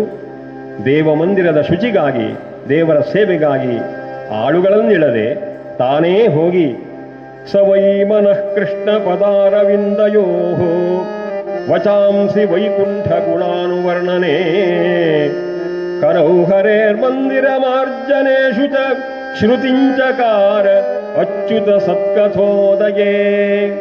ತಾನೇ ಹೋಗಿ ಆ ಮಂದಿರವನ್ನ ಶುಚಿಗೊಳಿಸ್ತಾ ಇದ್ದ. ಫಲ ಪುಷ್ಪಾದಿಗಳನ್ನು ತಂದು ಭಗವಂತನಿಗೆ ಅರ್ಪಿಸ್ತಾ ಇದ್ದ. ದೇವತಾ ಮಂದಿರಕ್ಕೆ ಹೋಗುವ ಕಾರಣ ಏನು? ಮನಸ್ಸು ಶಾಂತ ಆಗಬೇಕು. ಅನೇಕ ಸಾಧು ಸತ್ಪುರುಷರು ಮಹಾತ್ಮರು ದೇವ ಮಂದಿರಗಳಿಗೆ ಕಾಲಿಟ್ಟಾಗ ಅವರ ಪವಿತ್ರವಾದ ಪಾದಧೂಳು ಅಲ್ಲಿ ಸಂಗ್ರಹಿತವಾಗಿರುತ್ತದೆ. ಹೀಗೆ ಮಹಾತ್ಮರ ಪಾದಸ್ಪರ್ಶದಿಂದ ಪುನೀತವಾದ ದೇವ ಮಂದಿರದ ದರ್ಶನಕ್ಕೆ ತಾನು ಹೋದರೆ ತನ್ನಲ್ಲಿ ಅಮಿತವಾದ ಭಗವದ್ ಭಕ್ತಿ ಜಾಗೃತವಾಗ್ತದೆ. ಈ ಕಾರಣಕ್ಕಾಗಿ ಅಂಬರೀಷ ದೇವ ಮಂದಿರಕ್ಕೆ ಹೋಗ್ತಾ ಇದ್ದ. ದೇವಿ ಗುಂಡಪ್ಪನವರು ಹೇಳ್ತಾರೆ, ದೇವ ಮಂದಿರಕ್ಕೆ ಹೋಗೋದು, ಭಜನೆ ಹೇಳೋದು, ಹರಿಕಥೆ ಕೇಳೋದು ಇದನ್ನೆಲ್ಲ ಅವಶ್ಯವಾಗಿ ಮಾಡಬೇಕಂತ. ದೇವ ಮಂದಿರ ಭಜನೆ ಪೂಜೆ ಪ್ರಸಾದಂಗಳು, ದೇವ ಮಂದಿರ ಭಜನೆ ಪೂಜೆ ಪ್ರಸಾದಂಗಳು, ಜೀವನದ ಅಲಂಕಾರ ಮನಸ್ಸಿನುದ್ಧಾರ. ಜೀವನಕ್ಕದೊಂದು ಅಲಂಕಾರ, ನಮ್ಮ ಮನಸ್ಸು ಉದ್ಧಾರವಾಗಿ ಭಾವವಂ ಕ್ಷುಲ್ಲ ಜಗದಿಂ ಬಿಡಿಸಿ ಮೇಲ ಕೊಯ್ಯುವುದು ಆವುದಾದೊಡಂ ಉಳಿತು ಮಂಕುತಿಮ್ಮ. ನಮ್ಮ ಈ ಮನಸ್ಸನ್ನ ಕ್ಷುಲ್ಲಕವಾದ ವಿಚಾರದಿಂದ ಬಿಡಿಸಿ ಎತ್ತರಕ್ಕೆ ಉನ್ನತಿಯತ್ತ ಸಾಗಿಸುವ ಎಲ್ಲ ವಿಷಯ ವಸ್ತುಗಳು ಉಳಿತು, ಅದು ಶ್ರೇಷ್ಠ ಅಂತ ಹೇಳಿದ್ದಾರೆ.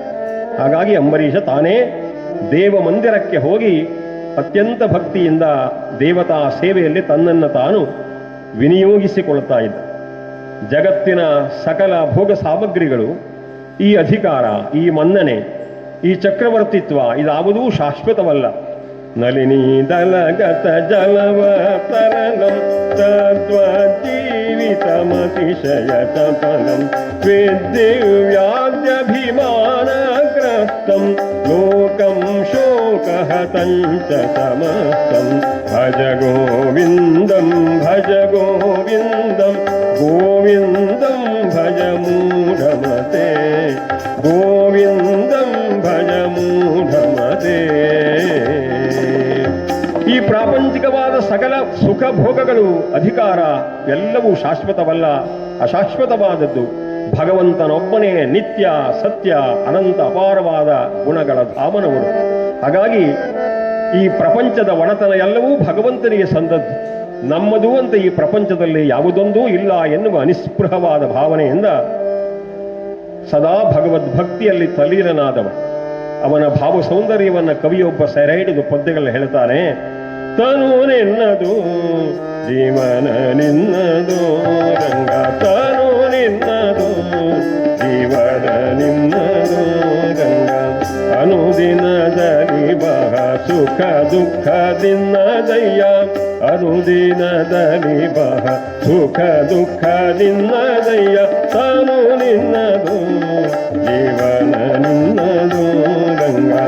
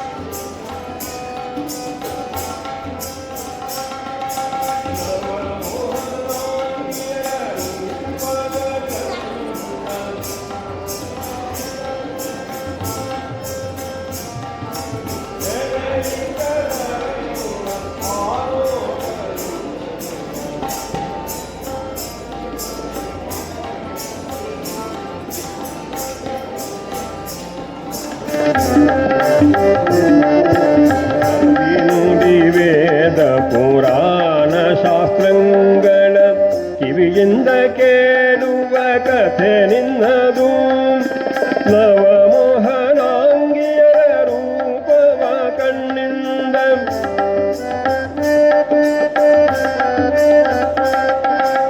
ಎವೆ ಇಕ್ಕದಲೆ ನೋಡುವ ಆನೋಟ ನಿನ್ನದಯ್ಯ ಎವೆ ಇಕ್ಕದಲೆ ನೋಡುವ ಆನೋಟ ನಿನ್ನದಯ್ಯ ತನು ನಿನ್ನದು ಜೀವನ ನಿನ್ನದು ತನು ನಿನ್ನದು ಜೀವನ ನಿನ್ನದು ಜೀವನ ನಿನ್ನದು ಮಮೇತಿ ಬಧ್ಯತೆ ಜಂತು ನ ಮಮೇತಿ ವಿಮುಚ್ಯತೆ. ಈ ಪ್ರಪಂಚದಲ್ಲಿ ಯಾವುದೂ ನನ್ನದು ನನ್ನದು ಅಂತ ನಾವು ಮಮಕಾರ ಇಟ್ಟುಕೊಳ್ಬಾರದು. ನಾನು ನಾನು ಎನ್ನುವ ಅಹಂಕಾರವನ್ನು ಬಿಡಬೇಕು. ಅಹಂಕಾರವನ್ನು ಬಿಟ್ಟಾಗ ಮಾತ್ರ ಮನುಷ್ಯನಿಗೆ ನಿಜವಾದ ಶಾಂತಿ ಆನಂದಗಳು ಸಿಗಲಿಕ್ಕೆ ಸಾಧ್ಯ ಉಂಟು. ಯಾರು ಅಹಂಕಾರಿಯಾಗಿರ್ತಾನೋ ಅವನ ಮನಸ್ಸು ಸದಾ ಉದ್ವೇಗಕ್ಕೆ ಪಾತ್ರವಾಗಿರುತ್ತದೆ. ಆದರೆ ಅಂಬರೀಷ ಎಂದೂ ಈ ಅಹಂಕಾರ ಮಮಕಾರಗಳ ಜಾಲಕ್ಕೆ ತುತ್ತಾಗದೆ ನಿರ್ಲಿಪ್ತವಾದ ಧೋರಣೆಯಿಂದ ಮಾ ಕುರು ಧನ ಜನ ಯೌವನ ಗಂಗಂ ಹರತಿ ನಿಮೇಷ ಕಾಲ ಸಂಗಂ ಹರತಿ ನಿಮೇಷ ಕಾಲ ಸಂಗಂ ಮಾಯಾಮಯಮಿದಮಖಿಲಂ ಹೇತ್ವಾ ಬ್ರಹ್ಮಪದಂ ತ್ವಂ ಪ್ರವಿಶ ವಿದೇತ್ವಾ ಭಜ ಗೋವಿಂದಂ ಭಜ ಗೋವಿಂದಂ ಗೋವಿಂದಂ ಭಜ ಮೂಢಮತೆ ಗೋವಿಂದಂ ಭಜ ಮೂಢಮತೆ. ಹೆಸರಿಗಾಗಿ, ಕೀರ್ತಿಗಾಗಿ, ಸಂಪತ್ತಿಗಾಗಿ ಎಂದೂ ಆಸೆ ಪಡದೆ ನಿರ್ಲಿಪ್ತವಾಗಿ ಶಾಂತವಾದ ಧೋರಣೆಯಿಂದ ಬದುಕ್ತಾ ಇದ್ದ. ಡಿ ವಿ ಗುಂಡಪ್ಪನವರು ಹೇಳ್ತಾರೆ, ಮನುಷ್ಯ ಹೆಸರಿಗಾಗಿ ಕೀರ್ತಿಗಾಗಿ ಏನೆಲ್ಲ ಹಂಬಲಿಸ್ತಾನ. ಹೆಸರು ಹೆಸರೆಂಬುದೇಂ ಕುಸುರಿ ಬೀಸುವ ಗಾಳಿ ಹಸೆಯೊಂದು ನಿನಗೇಕೆ ಬ್ರಹ್ಮಪುರಿಯೊಳಗೆ ಶಿಶುವಾಗು ನಿಮ್ಮನದಿ ಹಸುವಾಗು ಸಸಿಯಾಗು ಕಸಬೊರಕೆಯಾಗಿಳೆಗೆ ಮಂಕುತಿಮ್ಮ ಕಸಬೊರಕೆಯಾಗಿಳೆಗೆ ಮಂಕುತಿಮ್ಮ. ಕಸಬೊರಕೆ ಹಾಗೆ ಇರಬೇಕಂತೆ. ನಾವು ಪ್ರತಿಯೊಬ್ಬರ ಮನೆಯಲ್ಲಿ ಕಸಬೊರಕೆ ಇರುತ್ತೆ. ಬೆಳಗ್ಗೆ ಎದ್ದ ತಕ್ಷಣ ಅದರದ್ದೇ ಕೆಲಸ ಎಲ್ಲ ಗುಡಿಸಿ ಮನೆಯೆಲ್ಲ ಒಪ್ಪಪೂರ್ಣ ಮಾಡಿ ಎಲ್ಲಿಡ್ತೇವೆ? ಯಾರಿಗೂ ಕಾಣದ ಬಾಗಿಲ ಸಂದಿನಲ್ಲಿ ಕಸಬೊರಕೆಯನ್ನು ಇಡ್ತೇವೆ. ಹೆಸರು, ಮನ್ನಣೆ, ಸನ್ಮಾನ ಯಾವುದಿಲ್ಲ. ಒಂದು ಕಡೆ ಮೂಲೆಯಲ್ಲಿ ಇರ್ತದೆ, ತನ್ನ ಕೆಲಸ ನಿತ್ಯ ಮಾಡುತ್ತೆ. ಹಾಗೆಯೇ ನಾವು ನಮ್ಮ ಎಲ್ಲ ಕೆಲಸಗಳನ್ನು ಮಾಡಿ ನಿರ್ವಿಕಾರ ಮನಸ್ಸಿನಿಂದಿರಬೇಕಂತ. ನಾವೆಲ್ಲ ಇಲ್ಲಿದ್ದೇವಲ್ಲ, ರಾಘವೇಂದ್ರ ಸ್ವಾಮಿಗಳು ಕಸಬೊರಕೆಯಾಗಿಳೆಗೆ ಮಂಕುತಿಮ್ಮ ಈ ಡಿ ವಿ ಜಿಯವರ ಸಂದೇಶಕ್ಕೆ ಸಾಕ್ಷಾತ್ ಒಂದು ಉದಾಹರಣೆಯಾಗಿ ಬದುಕಿದವರು. ಹಾಗಾಗಿ ಎಷ್ಟೊಂದು ಸಮಾಜ ಸೇವೆಯನ್ನು ಮಾಡಿ ತಾವು ಯಾರಿಗೂ ಕಾಣದೆ ಎಲೆಮರೆಯ ಕಾಯಿಯಾಗಿ ಕಸಬೊರಕೆಯ ರೀತಿಯಲ್ಲಿ ತಾವು ಬದುಕಿದವರು. ತಿರುಕ ಎಂಬ ನಾಮಕ್ಕೆ ಅನ್ವರ್ಥವಾಗಿ ಬದುಕನ್ನು ತೋರಿಸಿದವರು. ಹಾಗೆ ಅಂಬರೀಷ ಚಕ್ರವರ್ತಿ ಮನ್ನಣೆಗಾಗಿ ಹಪಹಪಿಸದೆ ಪ್ರಜೆಗಳನ್ನೆಲ್ಲವನ್ನೂ ಕೂಡ ಪ್ರೀತಿಯಿಂದ ಸಾಕ್ತಾ ಇದ್ದ. ಅನೇಕ ಯಜ್ಞಯಾಗಾದಿಗಳನ್ನು ಆಚರಿಸಿದ. ಹರಿಭಕುತಾಗ ಅಯಮೇಧದಿಂ ನರಹರಿಯ ನೊಲಿಸಿದ ದಾನ ಧರ್ಮದಿ ವರವಸಿಷ್ಠರ ಗೌತಮರ ಅಸಿತಾದಿಗಳ ಸೇರಿ. ವಸಿಷ್ಠ ಗೌತಮ ಮೊದಲಾದಂತಹ ಋಷಿ ಮಹರ್ಷಿಗಳ ಸಹಾಯವನ್ನ ಮಾರ್ಗದರ್ಶನವನ್ನು ಅವಲಂಬಿಸಿ ಅನೇಕ ಅಶ್ವಮೇಧ ಯಾಗಗಳನ್ನು ತಾನೇ ಆಚರಿಸಿ ಭಗವಂತನ ಅನನ್ಯವಾದ ಅನುಗ್ರಹಕ್ಕೆ ಪಾತ್ರನಾಗಿದ್ದಾನೆ. ಪರಮಾತ್ಮ ಎಷ್ಟು ಪ್ರೀತಿ ಆಯಿತು ಅಂದ್ರೆ ಅಂಬರೀಷನನ್ನು ರಕ್ಷಣೆ ಮಾಡಲಿಕ್ಕಾಗಿ ತಸ್ಮಾದಾಧರಿಶ್ಚಕ್ರಂ ಪ್ರತ್ಯನೇಕ ಭಯಾವಹಂ ಏಕಾಂತ ಭಕ್ತಿಯೋಗೇನ ಪ್ರೀತೋ ಭೂತ್ವಾ ಅಭಿರಕ್ಷಣಂ. ಬಹಳ ಸಂತೋಷವಾಗಿ ಮಹಾವಿಷ್ಣು ಆ ಭಕ್ತೋತ್ತಮನಾದ ಅಂಬರೀಷನಿಗೆ ತನ್ನಲ್ಲಿರುವ ಸುದರ್ಶನ ಚಕ್ರವನ್ನೇ ಕೊಟ್ಟು, ನೋಡು ನಿನಗೆ ಯಾವ ಶತ್ರುವಿನ ಬಾಧೆಯೂ ತಾಗಬಾರದು ಅಂತ ಅವನನ್ನು ಸಂತೋಷಗೊಳಿಸಿದ್ದಾನೆ. ಹೀಗೆ ಅಂಬರೀಷನ ರಕ್ಷಣೆಗೋಸ್ಕರವಾಗಿ ಅವನ ಆಯುಧಾಗಾರದಲ್ಲಿ ಸುದರ್ಶನ ಚಕ್ರವೇ ತಾನು ಗುಪ್ತವಾದ ರೀತಿಯಲ್ಲಿ ಅಡಗಿ ಕುಳಿತುಕೊಂಡಿದೆಯಂತೆ. ಇಂತಹ ಅಂಬರೀಷ ಭಗವಂತನ ವಿಶೇಷವಾದ ಅನುಗ್ರಹ ಪ್ರಾಪ್ತಿಗೋಸ್ಕರವಾಗಿ ಪ್ರತಿ ಏಕಾದಶಿ ಎಂದು ಉಪವಾಸವನ್ನು ಮಾಡ್ತಾ ಏಕಾದಶಿ ವ್ರತವನ್ನು ಕಟ್ಟುನಿಟ್ಟಾಗಿ ಆಚರಿಸಿದ ಒಬ್ಬ ಮಹಾನ್ ವ್ಯಕ್ತಿಯಾದ. ಆರಿರಾಧಯಿಷು ಕೃಷ್ಣಂ ಮಹಿಷ್ಯಾ ತುಲ್ಯಶೀಲಯ ಯುಕ್ತ ಸಂವತ್ಸರಂ ಮೀರೋ ದಧಾರ ದ್ವಾದಶಿ ವ್ರತಂ. ಈ ಏಕಾದಶಿ ವ್ರತವನ್ನು ಆಚರಿಸ್ತಾ ಇದ್ದಾರೆ. ತನ್ನ ಮನಸ್ಸನ್ನು ಅರ್ಥವಿಸಿಕೊಂಡು ನಡೆಯುವಂತಹ ತನ್ನ ಪತ್ನಿಯ ಧರ್ಮಪತ್ನಿಯ ಜೊತೆಯಲ್ಲಿ. ವ್ರತಾಂತೆ ಕಾರ್ತಿಕೇ ಮಾಸಿ ತ್ರಿರಾತ್ರಂ ಸಮುಪೋಷಿತ. ಏಕಾದಶಿ ವ್ರತ ಬಹಳ ಸುಲಭದ ವ್ರತ ಇದು. ನವರಾತ್ರಿ ವ್ರತವೋ ಚೌತಿ ವ್ರತವೋ ಇದೆಲ್ಲ ಬಹಳ ಮಾಡೋದು ಕಷ್ಟ. ಏಕಾದಶಿ ಅಂದ್ರೆ ಏನು? ಉಪವಾಸ. ಮನೆಯಲ್ಲಿ ಯಾವ ಕಡುವು ಮಾಡುವ, ಕಜ್ಜಾಯ ಮಾಡುವ ಯಾವ ಕೆಲಸ ಇಲ್ಲ, ಅನ್ನ ಮಾಡುವ ಕೆಲಸ ಇಲ್ಲ, ಪದಾರ್ಥ ಮಾಡುವ ಕೆಲಸ ಇಲ್ಲ, ಅಲ್ಲಿ ಉಪವಾಸ ಮಾಡೋದು. ವೈದಿಕರಿಗೆ ಬ್ರಾಹ್ಮಣರಿಗೆ ದಕ್ಷಿಣ ಕೊಡುವ ಕೆಲಸ ಇಲ್ಲ. ಹಾಗಾಗಿ ಬಹಳ ಸುಲಭವಾಗಿ ಎಲ್ಲರಿಗೂ ಆಚರಿಸಲಿಕ್ಕೆ ಸಾಧ್ಯವಾದಂತಹ ವ್ರತ ಇದು. ಆದರೆ ದುರ್ದೈವದಿಂದ ನಮಗೆ ಅದೆಲ್ಲ ಮರೆತು ಹೋಗಿದೆ. ಇಂತಹ ಶ್ರೇಷ್ಠವಾದ ವ್ರತ ದಶಮಿಯ ರಾತ್ರಿಯಿಂದ ಆರಂಭಿಸಿ ಅವತ್ತು ಇಡೀ ದಿವಸ ಉಪವಾಸ ಇದ್ದು ಏಕಾದಶಿ ಪೂರ್ಣ ನಿರ್ಜಲ ಉಪವಾಸ ಮಾಡಿ ಭಗವಂತನ ಆರಾಧನೆ ಮಾಡಬೇಕು. ಏಕಾದಶ ಅಂದ್ರೆ 11 ಅಂತ ಅರ್ಥ. 5 ಕರ್ಮೇಂದ್ರಿಯಗಳು, 5 ಜ್ಞಾನೇಂದ್ರಿಯಗಳು, ಒಟ್ಟು 10 ಇಂದ್ರಿಯ, ಮನಸ್ಸು ಸೇರಿಸಿದ್ರೆ 11. ಈ 11 ಕೂಡ 1ರ ಕಡೆಗೆ ಒಯ್ಯಬೇಕು. 1 ಯಾವುದು ಅಂದರೆ ಭಗವಂತ. ಹೀಗೆ 11 ಆ 1ರ ಕಡೆಗೆ ಸಾಗಿಸುವಂತಹ ವ್ರತ ಯಾವುದು? ಏಕಾದಶಿ ವ್ರತ. ಇವತ್ತು ಉಪವಾಸ ಅಂದ್ರೆ ಏನು ಮಾಡ್ತೇವೆ? ಅನ್ನ ಊಟ ಮಾಡೋದಿಲ್ಲ, ಆದರೆ ಅದರ ಬದಲು ಒಪ್ಪತ್ತು ದೋಸೆ 20 ಅಂತ ನಮ್ಮಲ್ಲಿ ಗಾದೆ ಮಾತು ಉಂಟು. 20 ದೋಸೆ ತಿಂದರೆ ಅದೇನು ಉಪವಾಸವಾಗ್ತದೆ? ಎಷ್ಟೋ ಕಡೆಗೆ ಒಪ್ಪತ್ತಿನ ಹೆಸರಿನಲ್ಲಿ ನಾನಾ ವಿಧವಾದಂತಹ ಉಪಕಜ್ಜಾಯಗಳನ್ನು ಮಾಡಿ ತಿಂದು ಮಾರನೇ ದಿವಸ ಆಸ್ಪತ್ರೆಗೆ ಹೋಗ್ತಾರೆ. ಡಾಕ್ಟರ್ ಕೇಳಿದ್ರಂತೆ, ಏನಾಯ್ತಪ್ಪ, ಏನು ತೊಂದರೆ? ಏನಿಲ್ಲ ಸರ್, ನಿನ್ನೆ ಉಪವಾಸ ಇತ್ತು. ಉಪವಾಸ ಇದ್ದರೆ ಆರೋಗ್ಯ ಬರಬೇಕಾಗಿತ್ತು, ಆದರೆ ಉಪವಾಸದ ಮರು ದಿವಸ ಡಾಕ್ಟರ್ಗೆ ಹೋಗ್ತಾನೆ ಅಂದರೆ ಅವನು ಎಷ್ಟು ತಿಂದಿರಬಹುದು ಅಂತ ಆಲೋಚನೆ ಮಾಡಿ. ಹೀಗೆ ಮಾಡಿದರೆ ಅದು ಉಪವಾಸ ಅಲ್ಲ. ಯಾಕೆ ಮಾಡಬೇಕು ಉಪವಾಸ ಅಂದರೆ ನಮ್ಮ ಇಂದ್ರಿಯಗಳ ಸೊಕ್ಕನ್ನು ಮುರಿಯಬೇಕು, ನಮ್ಮ ಮನಸ್ಸನ್ನು ಹದಗೊಳಿಸಬೇಕು. ಇಂದ್ರಿಯಗಳು ಕೇಳಿದ್ದನ್ನೆಲ್ಲ ಕೊಡ್ತಾ ಇದ್ರೆ ನಮಗೆ ಒಳ್ಳೆ ಗತಿ ಸಿಗೋದಿಲ್ಲ. ಉಂಡುಂಡು ಸ್ವರ್ಗವನು ಸೇರುವೆನು ಎಂಬುದಕ್ಕೆ ಅದನೇನು ಭಂಡನಾಳುವನೆ ಸರ್ವಜ್ಞ. ಖಂಡಿಸದೆ ಕರಣವನು ದಂಡಿಸದೆ ದೇಹವನು. ನಮ್ಮ ಇಂದ್ರಿಯಗಳಿಗೆ ಶಿಕ್ಷಣ ಕೊಡೋದಿಲ್ಲ, ದೇಹಕ್ಕೆ ಯಾವ ಕ್ಲೇಶವನ್ನು ಕಷ್ಟವನ್ನು ಕೊಡೋದಿಲ್ಲ. ಯೋಗಾಸನ ಬೇಡ, ವ್ಯಾಯಾಮ ಬೇಡ, ಯೋಗ ಬೇಡ, ಆದರೆ ತಿನ್ನಲಿಕ್ಕೆ ಎಲ್ಲವೂ ಬೇಕು. ಉಂಡುಂಡು ಸ್ವರ್ಗವನು ಸೇರುವುದಕ್ಕೆ. ಊಟ ಮಾಡಿ ಮಾಡಿ ಮಾಡಿ ಹೊಟ್ಟೆ ತುಂಬಿಕೊಂಡೆ ಸ್ವರ್ಗ ಸೇರ್ಲಿಕ್ಕೆ ಆಗೋದಿಲ್ಲ. ಯಾಕೆ? ಅದನೇನು ಭಂಡನಾಳುವನೇ. ಸ್ವರ್ಗವನ್ನು ಆಳುವನು ಯಾವುದೇ ಭಂಡ ಅಲ್ಲ. ಹಾಗಾಗಿ ನಮಗೆ ಶ್ರೇಷ್ಠವಾದಂತಹ ಲೌಕಿಕ ಜೀವನ, ಪಾರಲೌಕಿಕವಾದ ಜೀವನ ಎರಡೂ ಬೇಕು. ಆರೋಗ್ಯ ಭಾಗ್ಯವೇ ದೊಡ್ಡ ಭಾಗ್ಯ. ಆರೋಗ್ಯ ಭಾಗ್ಯಕ್ಕೆ ಲಂಘನಂ ಪರಮೌಷಧಂ.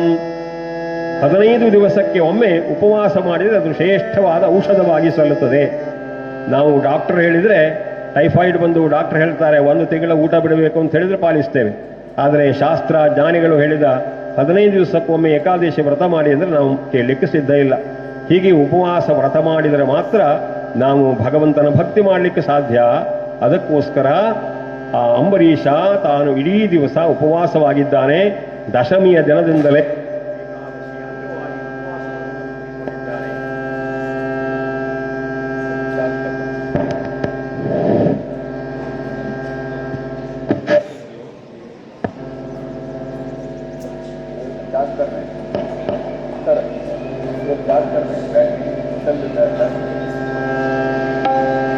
ಹರಿ ಓಂ.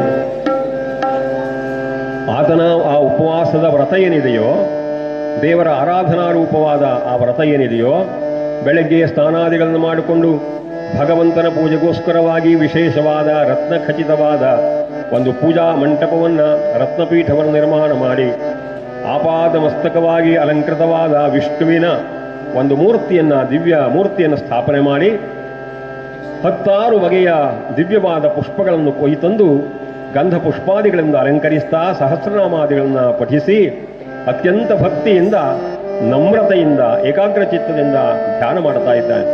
ರಾತ್ರಿ ಸನ್ನಿಹಿತವಾಗಿದೆ. ಆ ಅರಮನೆಯ ಸುತ್ತ ವಿಸ್ತಾರವಾದ ಮಂಟಪವನ್ನು ನಿರ್ಮಿಸಿದ್ದಾರೆ. ಅರಮನೆಯ ಆ ಎಲ್ಲ ಪರಿವಾರದವರು, ಪ್ರಜಾವರ್ಗದವರು, ಅವನ ಎಲ್ಲ ಬಂಧುವರ್ಗದವರು, ಮಂತ್ರಿ ಮಾಗಧರು ಎಲ್ಲರೂ ಆ ಏಕಾದಶಿ ವ್ರತವನ್ನು ಆಚರಿಸುವುದಕ್ಕೆ, ಭಜನೆಯಲ್ಲಿ ಪಾಲ್ಗೊಳ್ಳುವುದಕ್ಕೆ ಬಂದಿದ್ದಾರೆ. ಒಂದು ಕಡೆಗೆ ಭಗವಂತನ ಮಹಿಮೆಗಳನ್ನು ವರ್ಣಿಸುವಂತಹ ಪೌರಾಣಿಕರು ಕುಳಿತುಕೊಂಡು ಪುರಾಣಗಳನ್ನು ವರ್ಣಿಸ್ತಾ ಇದ್ದಾರೆ. ಇನ್ನೊಂದೆಡೆಯಲ್ಲಿ ಮಂಟಪದ ಮೇಲೆ ಆಸೀನರಾದಂತಹ ವೇದ ವಟುಗಳು ವೇದ ಮಂತ್ರಗಳನ್ನು ಘೋಷಣೆ ಮಾಡ್ತಾ ಇದ್ದಾರೆ. ನರ್ತಕಿಯರು ಭಗವಂತನ ಮಹಿಮೆಗಳನ್ನು ವರ್ಣಿಸುವಂತಹ ನೃತ್ಯವನ್ನು ಮಾಡುತ್ತಾ ಇದ್ದಾರೆ. ಗಾಯಕರು ಗಾಯನ ಮಾಡುತ್ತಾ ಇದ್ದಾರೆ. ಗಾಯಕರು, ನಾಗೆ, ನಟರು, ವಿಟರು, ಹಾಗೆಯೇ ಗಮಕಿಗಳು ಎಲ್ಲರೂ ದೇವರ ವಿವಿಧವಾದ ಚರಿತ್ರೆಗಳನ್ನು ಗಾನ ಮಾಡುವುದರಲ್ಲಿ ಆಸಕ್ತರಾಗಿದ್ದಾರೆ. ಯಾರಿಗೂ ರಾತ್ರಿ ಹೋದ ಆ ಒಂದು ಸಂದರ್ಭವೇ ಗೊತ್ತಾಗಲಿಲ್ಲವಂತೆ ದೇವರ ಭಜನೆಯಲ್ಲಿ ಮುಳುಗಿ ಹೋಗಿದ್ದಾರೆ. ರಾಧೇ ಶ್ಯಾಮ್ ರಾಧೇ ಶ್ಯಾಮ್ ರಾಧಾ ಮಾಧವ ಮೇಘ ಶ್ಯಾಮ್, ರಾಧೇ ಶ್ಯಾಮ್ ರಾಧೇ ಶ್ಯಾಮ್ ರಾಧಾ ಮಾಧವ ಮೇಘ ಶ್ಯಾಮ್.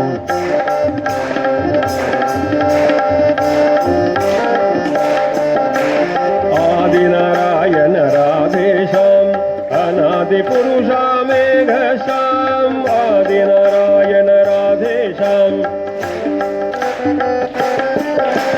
ವಾಸುದೇವ ಹರಿ ರಾಧೇ ಶ್ಯಾಮ್ ವಾಸುಕಿ ಶಯನನ ಮೇಘ ಶ್ಯಾಮ್, ವಾಸುದೇವ ಹರಿ ರಾಧೇ ಶ್ಯಾಮ್ ವಾಸುಕಿ ಶಯನನ ಮೇಘ ಶ್ಯಾಮ್, ರಾಧೇ ಶ್ಯಾಮ್. ಮುರಳಿ ಮನೋಹರ ರಾಧೇ ಶ್ಯಾಮ್, ಮುರಳಿ ಮನೋಹರ ರಾಧೇ ಶ್ಯಾಮ್ ನರಕಾಂತಕ ಹರಿ ಮೇಘ ಶ್ಯಾಮ್.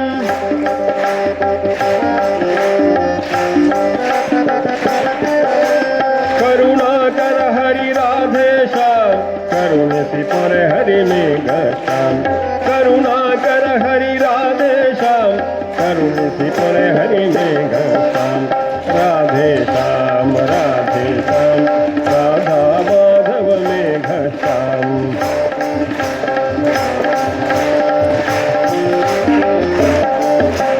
ಪಾಂಡವ ಪ್ರಾಣನ ರಾಧೇ ಶ್ಯಾಮ್, ಪಾಂಡವ ಪ್ರಾಣನ ಮೇಘ ಶ್ಯಾಮ್, ಪಾಂಡವ ರಕ್ಷಕ ರಾಧೇ ಶ್ಯಾಮ್ ಕೌರವ ಶಿಕ್ಷಕ ಮೇಘ ಶ್ಯಾಮ್, ಪಾಂಡವ ರಕ್ಷಕ ರಾಧೇ ಶ್ಯಾಮ್ ಕೌರವ ಶಿಕ್ಷಕ ಮೇಘ ಶ್ಯಾಮ್, ರಾಧೇ ಶ್ಯಾಮ್ ರಾಧೇ ಶ್ಯಾಮ್ ರಾಧಾ ಮಾಧವ ಮೇಘ ಶ್ಯಾಮ್. ಹೇಳಿ ರಾಧೇ ಶ್ಯಾಮ್ ರಾಧೇ ಶ್ಯಾಮ್ ರಾಧಾ ಮಾಧವ ಮೇಘ, ರಾಧೇ ಶ್ಯಾಮ್ ರಾಧೇ ಶ್ಯಾಮ್ ರಾಧಾ ಮಾಧವ ಮೇಘ ಶ್ಯಾಮ್, ರಾಧಾ ಮಾಧವ ಮೇಘ ಶ್ಯಾಮ್. ಲಕ್ಷ್ಮೀರಮಣ ಗೋವಿಂದ, ಪ್ರಹ್ಲಾದ ವರದ ಗೋವಿಂದ, ಸಂಕಟಹರಣ ಗೋವಿಂದ. ನನಗೊಂದು ಸಮಾಧಾನ ಆಯ್ತು. ನಿದ್ರಾಯಾಹ ತ್ರೀಣಿ ಸ್ಥಾನಾನಿ ಪುರಾಣಂ ಪುಸ್ತಕಂ ಜಪಃ ನಿದ್ರೆಯ ತವರು ಮನೆ ಯಾವುದು ಅಂದರೆ ಪುರಾಣ, ಪುಸ್ತಕ, ಹರಿಕಥೆ. ಹಾಗಾಗಿ ನೀವೆಲ್ಲ ನಿದ್ರೆಗೆ ಹೋಗಿದ್ದೀರಿ ಅಂತ ನಾನು ಅನ್ಕೊಂಡಿದ್ದೆ. ಆದರೆ ಎಲ್ಲ ಎಚ್ಚರಾಗಿದ್ದೀರಿ. ದೊಡ್ಡದಾಗಿ ಹೇಳಬೇಕು, ನಮಃ ಪಾರ್ವತೀ ಪತಯೇ ಹರ ಹರ, ನಮಃ ಪಾರ್ವತೀ ಪತಯೇ ಹರ ಹರ, ಲಕ್ಷ್ಮೀ ರಮಣ ಗೋವಿಂದ ರಾಧೇ ಶ್ಯಾಮ ರಾಧೇ ಶ್ಯಾಮ, ರಾಧಾ ಮಾಧವ ಮೇಘ ಶ್ಯಾಮ, ರಾಧೇ ಶ್ಯಾಮ ರಾಧೇ ಶ್ಯಾಮ, ರಾಧಾ ಮಾಧವ ಮೇಘ ಶ್ಯಾಮ. ಅಂಬರೀಷನ ಅರಮನೆಯಲ್ಲಿ ಅದ್ಭುತವಾದಂತಹ ಒಂದು ಆ ಭಗವಂತನ ಭಕ್ತಿಮಯವಾದ ವಾತಾವರಣ ನಿರ್ಮಾಣವಾಗಿದೆ. ಸೂರ್ಯೋದಯ ಆಗಿದೆ. ಕಿರೀಟಹಾರ ಕೇಯೂರ ಮಹಾವಿಷ್ಣುವಿಗೆ ಮಂಗಲಾರತಿಯನ್ನು ಮಾಡಿದ್ದಾನೆ ಅಂಬರೀಷ ಮಹಾರಾಜ. ಪ್ರಸಾದ ಗ್ರಹಣ ಮಾಡಬೇಕಾಗಿದೆ. ಪ್ರಾರ್ಥನೆ ಮಾಡ್ತಾನೆ, ಅವಿನಯಮಪನಯ ವಿಷ್ಣು, ಅವಿನಯಮಪನಯ ವಿಷ್ಣು, ದಮಯ ಮನಃ ಶಮಯ ವಿಷಯ ಮೃಗತೃಷ್ಣ, ಭೂತದಯಾಂ ವಿಸ್ತಾರಯ ತಾರಯ ಸಂಸಾರ ಸಾಗರತಃ, ದಾಮೋದರ ಗುಣಮಂದಿರ ಸುಂದರ ವದನಾರವಿಂದ ಗೋವಿಂದ, ಭವಭಯ ಜಲಧಿ ಮಥನ ಮಂದರ, ಭವ ಜಲಧಿ ಮಥನ ಮಂದರ, ಪರಬಂದರ ಮಪನಯತ್ವಮ್ಮೇ. ಭಗವಂತನಲ್ಲಿ ಪ್ರಾರ್ಥನೆ ಮಾಡ್ತಾ ನೃತ್ಯವನು ಮಾಡುತ್ತ ಕೇಶವ ಮೂರ್ತಿಯಿದಿರಲಿ ನಿಂದು ಪುಣ್ಯ ಸ್ತೋತ್ರವನು ಪಠಿಸುತ್ತ ಭಜಿಸುತ್ತ ನಿರ್ಧನವದೀಶ. ಆ ಕೇಶವನ ಮಹಾವಿಷ್ಣುವಿನ ಮಂಗಲ ಮೂರ್ತಿಯ ಸನ್ನಿಧಾನದಲ್ಲಿ ಸಾಷ್ಟಾಂಗ ನಮಸ್ಕಾರ ಮಾಡ್ತಾ ಪ್ರಾರ್ಥನೆ ಮಾಡಿ ಅವನ ಪಾದಾರವಿಂದದ ಆ ಪ್ರಸಾದವನ್ನು ಸ್ವೀಕಾರ ಮಾಡ್ತಾ ಇದ್ದಾನೆ. ಎಲ್ಲ ಬ್ರಾಹ್ಮಣೋತ್ತಮರನ್ನು ಕರೆಸಿಬಿಟ್ಟು ಏಕಾದಶಿಯ ಮಾರನೇ ದಿವಸ ದ್ವಾದಶಿಯ ಪಾರಣೆ ಅಂತ ಶಾಸ್ತ್ರ ಮಾಡಬೇಕು, ಭೋಜನ ಮಾಡಿಸ್ಬೇಕು. ಭೋಜನಕ್ಕಾಗಿ ಸಿದ್ಧತೆ ನಡೆದಿದೆ. ಅದೇ ಹೊತ್ತಿಗಾಗಿ ದೂರ್ವಾಸ ಮಹರ್ಷಿಗಳು, ಆ ಶಿವನ ಅವತಾರ ಸ್ವರೂಪಗಳು, ಕೋಪಕ್ಕೆ ಪ್ರಖ್ಯಾತರಾದವರು ಆಗಮಿಸಿದ್ದಾರೆ ಎನ್ನುವ ವಾರ್ತೆಯನ್ನ ಸೇವಕರು ಬಂದು ಹೇಳಿದರು. ತಕ್ಷಣ ತಾನೇ ಎದ್ದು ಹೋಗಿ ಮುನಿಯ ಬರವನು ಕಂಡು, ಮುನಿಯ ಬರವನು ಕಂಡು ನೃಪತಿಯು ತನುವ ನೀಡಾಡಿದನು ಚರಣದೇ, ಇನ ಕುಲದ ಸೌಭಾಗ್ಯ ಸಿರಿಗುಡಿಗಟ್ಟಿತನಗೆಂದ. ದುರ್ವಾಸ ಮಹರ್ಷಿಗಳೇ, ಅಯಾಚಿತವಾಗಿ ತಾವು ಇಲ್ಲಿಗೆ ಆಗಮಿಸಿದ್ದೀರಿ. ಈ ವ್ರತದ ಸಂಪೂರ್ಣವಾದಂತಹ ಫಲ ನಮಗೆ ಸಿಗಬೇಕು. ಈಗ ಪಾರಣೆಯನ್ನು ಸ್ವೀಕರಿಸಬೇಕು, ಭೋಜನದಲ್ಲಿ ಪಾಲ್ಗೊಳ್ಳಬೇಕು ಎಂದು ಪ್ರಾರ್ಥನೆ ಮಾಡ್ತಾ ಇದ್ದಾನೆ ಅಂಬರೀಷ್.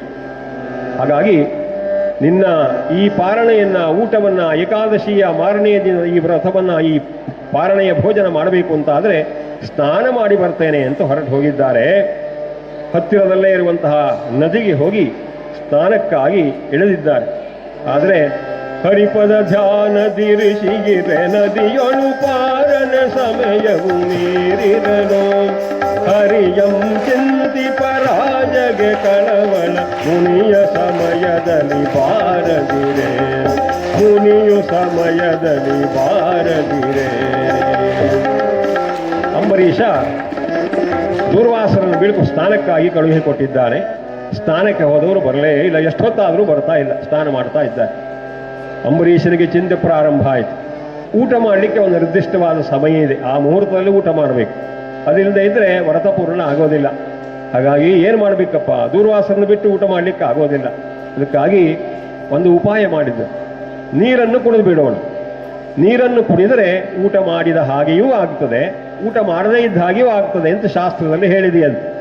ಹಾಗಾಗಿ ನಾನು ಪಾರಣೆಯ ಶಾಸ್ತ್ರಕ್ಕಾಗಿ ಒಂದು ಲೋಟ ನೀರು ಕುಡಿದು ಶಾಸ್ತ್ರ ಮಾಡ್ತೇನೆ ಅಂತ ಹೇಳಿ ಒಂದು ಲೋಟ ನೀರನ್ನು ಕುಡಿತಾ ಇದ್ದಾರೆ. ನೀರನ್ನು ಕುಡಿದು ಕೆಳಕ್ಕೆ ಇಡುವ ಮರುಕ್ಷಣದಲ್ಲಿ ದೂರ್ವಾಸರು ಬಂದುಬಿಟ್ರು. ಸಿಟ್ಟು ಬಂತು ದೂರ್ವಾಸರಿಗೆ. ಹೇ ಅಂಬರೀಷ, ಹೇ ರಾಜನ್, ಏನು ಮಾಡ್ತಾ ಇದ್ದ? ನನ್ನನ್ನ ಅತಿಥಿಯನ್ನಾಗಿ ಆಹ್ವಾನಿಸಿ ಪಾರಣೆಗಾಗಿ ಭೋಜನಕ್ಕಾಗಿ ನಿಮಂತ್ರಿಸಿ, ಯೋ ಮಾಂ ಅತಿಥಿ ಮಾಮಂತ್ರ್ಯ ಆದಿಥ್ಯೇನ ನಿಮಂತ್ರ್ಯ ಚ, ದತ್ವಾ ಭುಕ್ತವಾಂಸ್ತಸ್ಯ, ನನ್ನನ್ನು ಕರೆದ್ರೆ ಅಪಮಾನ ಮಾಡಿದ್ದಿ, ನೀರನ್ನು ಕುಡಿದು ಶಾಸ್ತ್ರ ಮಾಡಿ ಭೋಜನದ ಆ ನಿಯಮವನ್ನು ಮೀರ್ತಾ ಇದ್ದಿ, ನನ್ನನ್ನು ಅಪಮಾನಗೊಳಿಸ್ತಾ ಇದ್ದಿ. ಸಿಡಿದದ್ದನ ಶೀಘ್ರ ಕೋಪಿ ಕಿಡಿಗದರಿ ಗುಡುಗಿದನು ರುದ್ರ ಪ್ರತಾಪಿ.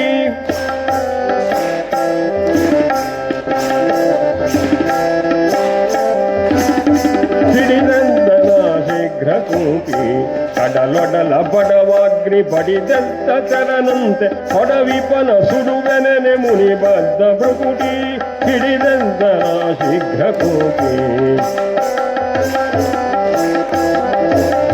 ಸಿಡಿದಂದನ ಶೀಘ್ರ ಕೋಪಿ, ಸಿಡಿದಂದನ ಶೀಘ್ರ ಕೋಪಿ.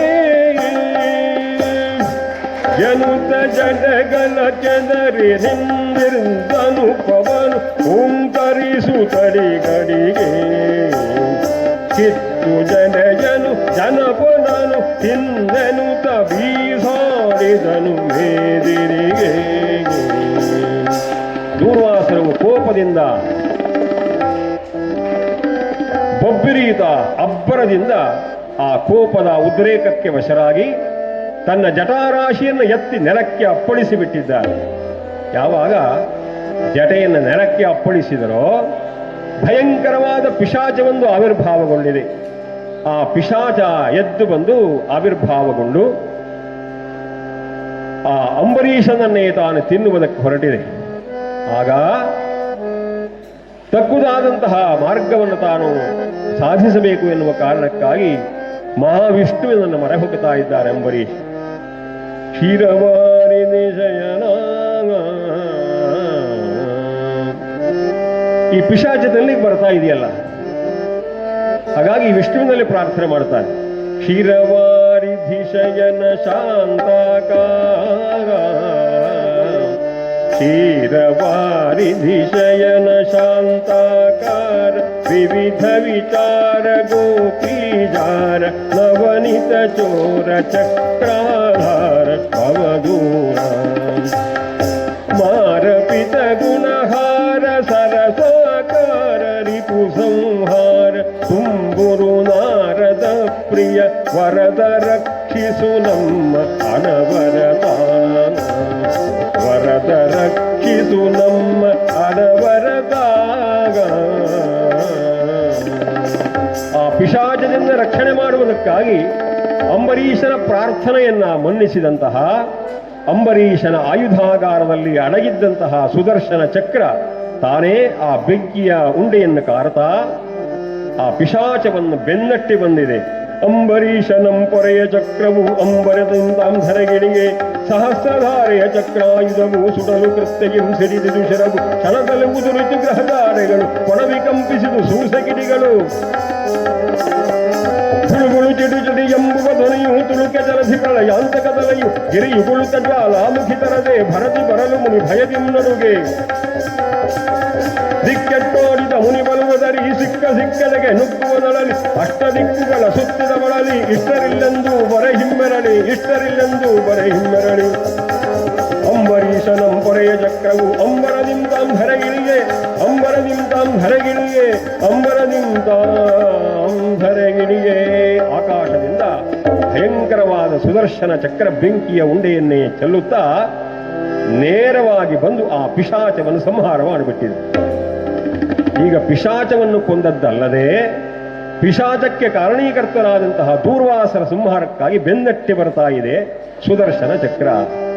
ದೂರ್ವಾಸರು ಪ್ರಾಣ ರಕ್ಷಣೆಗಾಗಿ ಓಡೋಡ್ತಾ ನೇರವಾಗಿ ಸತ್ಯಲೋಕಕ್ಕೆ ಹೋಗಿ ಆ ಬ್ರಹ್ಮನಲ್ಲಿ ಪ್ರಾರ್ಥನೆ ಮಾಡಿದರಂತೆ. ಕಮಲಜ ನೀ ಬಾರೋ ಬಾರೋ, ಕಮಲಜ ನೀ ಬಾರೋ,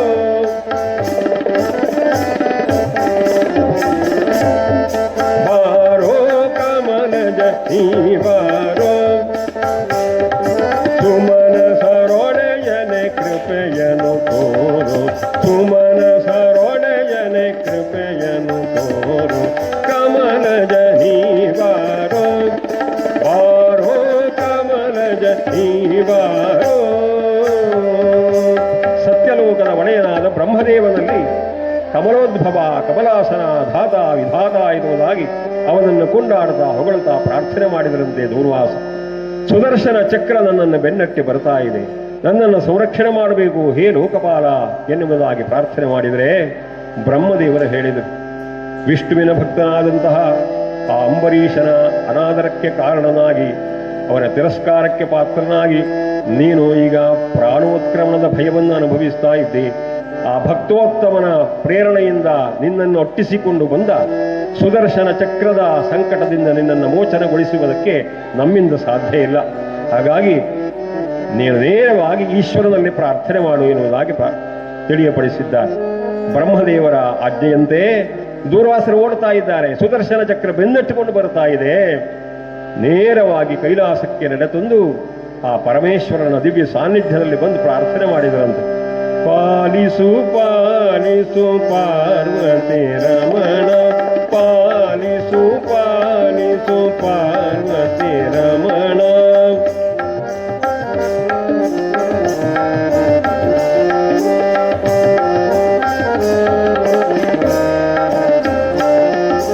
ಪಾಲಲೋಚನ ಪರಮೇಶ್ವರ ಶಂಕರ, ಪಾಲಲೋಚನ ಪರಮೇಶ್ವರ ಶಂಕರ, ಪಾಲಿಸು ಪಾಲಿಸು ಪಾರ್ವತಿ ರಮಣ.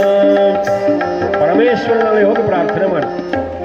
ಆಗ ಈಶ್ವರ ಹೇಳಿದ್ದಾನೆ, ನೋಡು, ನಾವು ಯಾರೂ ಕೂಡ ನಿನ್ನನ್ನು ರಕ್ಷಿಸಲಿಕ್ಕೆ ಸಾಧ್ಯ ಇಲ್ಲ.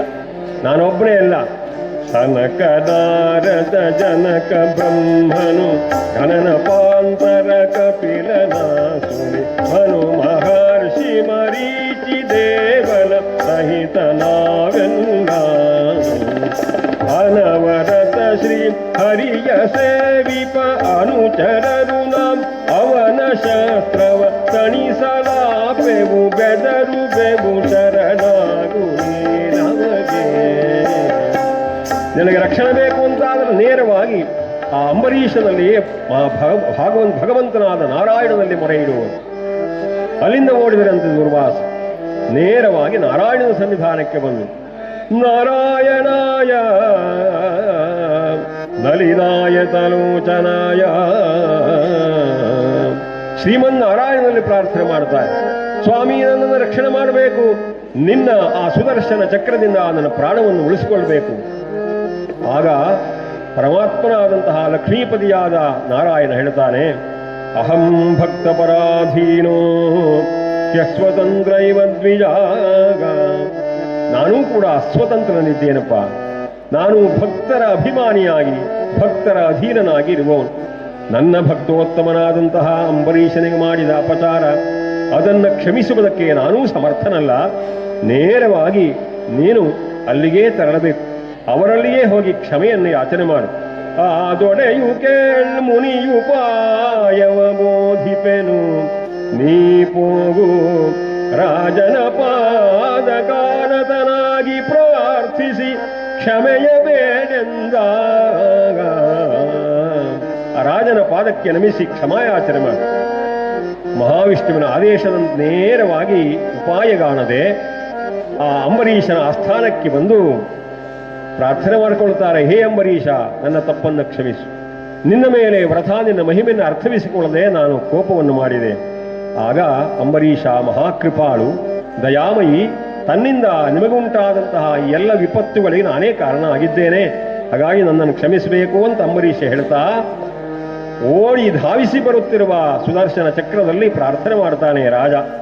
ಮನ್ನಿಸು ಬ್ರಾಹ್ಮಣನ ಸುದರ್ಶನ, ಮನ್ನಿಸು ಬ್ರಾಹ್ಮಣನ ಸುದರ್ಶನ, ಮನ್ನಿಸು ಬ್ರಾಹ್ಮಣನ.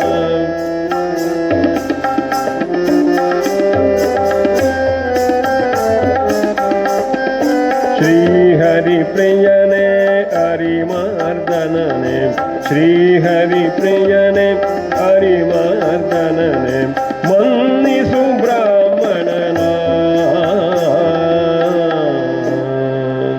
ಅಂಬರೀಷ ಚಕ್ರವರ್ತಿ ಸುದರ್ಶನವನ್ನ ನಮಸ್ಕಾರ ಮಾಡಿ ಈ ದೂರ್ವಾಸರನ್ನು ರಕ್ಷಿಸಬೇಕು ಎಂದು ಪ್ರಾರ್ಥನೆ ಮಾಡುವಾಗ ಸುದರ್ಶನ ಚಕ್ರ ತಾನು ಆಯುಧಾಗಾರವನ್ನು ಸೇರಿಕೊಳ್ಳುತ್ತದೆ. ಹೀಗೆ ಅಂಬರೀಷನ ಅದ್ಭುತವಾದಂತಹ ಭಕ್ತಿಯನ್ನ ನಂಬಿದಂತಹ ಭಕ್ತಿಯನ್ನು ಕಂಡು ಮಹಾವಿಷ್ಣುವಿನ ಕೃಪೆಗೆ ಆತ ಪಾತ್ರನಾಗುತ್ತಾನೆ. ಆ ದೂರ್ವಾಸರ ಕೋಪ ನಿಮಿತ್ತವಾಗಿ ಬಂದ ಸಂಕಟದಿಂದ ಆತ ಬಿಡುಗಡೆಯನ್ನು ಹೊಂದುತ್ತಾನೆ.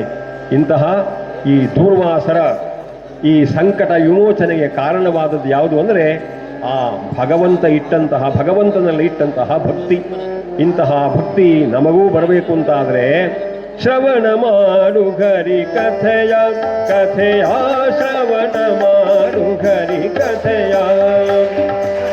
ಆ ಭಗವಂತನಲ್ಲಿ ಅನನ್ಯವಾದಂತಹ ಆ ಭಕ್ತಿಯನ್ನಿರಿಸಿಕೊಂಡು ನಾವು ಭಕ್ತೋತ್ತಮರಾದರೆ ನಮಗೆಲ್ಲ ಆ ಭಗವಂತನ ಅನುಗ್ರಹ, ನಮ್ಮೆಲ್ಲರ ಸಂಕಟ ದೂರವಾಗಿ ಸದಾ ವಿಷ್ಣುವಿನ ರಕ್ಷಣೆಯ ಕವಚ ನಮಗೂ ಒದಗಿ ಬರುತ್ತದೆ. ಹೇಗೆ ಆ ಅಂಬರೀಷನಿಗೆ ವಿಷ್ಣುವಿನ ಕೃಪೆಯಾಯಿತೋ ಅದೇ ಪರಿಯಲ್ಲಿ ನಮಗೆಲ್ಲರಿಗೂ ಭಗವಂತ ಮಂಗಲವನ್ನು ಉಂಟು ಮಾಡ್ತಾನೆ ಅಂತ ಹೇಳ್ತಾ ಇವತ್ತಿನ ಈ ಕಥಾಭಾಗದ ನಿರ್ವಹಣೆಗೆ ಅವಕಾಶ ಕೊಟ್ಟಂತಹ ಎಲ್ಲ ಇಲ್ಲಿಯ ಹಿರಿಯರಿಗೆ, ಕಾರ್ಯಕರ್ತರಿಗೆ, ಇಲ್ಲಿಯೇ ಸುಪ್ತಾವಸ್ಥೆಯಲ್ಲಿ ಗುಪ್ತಾವಸ್ಥೆಯಲ್ಲಿ ಧ್ಯಾನ ಯೋಗಿಗಳಾಗಿ ಸಮಾಧಿಸ್ಥರಾಗಿ ಇದ್ದಂತಹ ಗುರು ರಾಘವೇಂದ್ರ ಸ್ವಾಮಿಗಳ ಸಂಪೂರ್ಣ ಅನುಗ್ರಹ ನಿಮಗೆಲ್ಲ ಪ್ರಾಪ್ತವಾಗಲಿ ಅಂತ ಹೇಳ್ತಾ ಇವತ್ತಿನ ಈ ಕಥಾಭಾಗಕ್ಕೆ ಮಂಗಲವನ್ನು ಹಾಡೋಣ.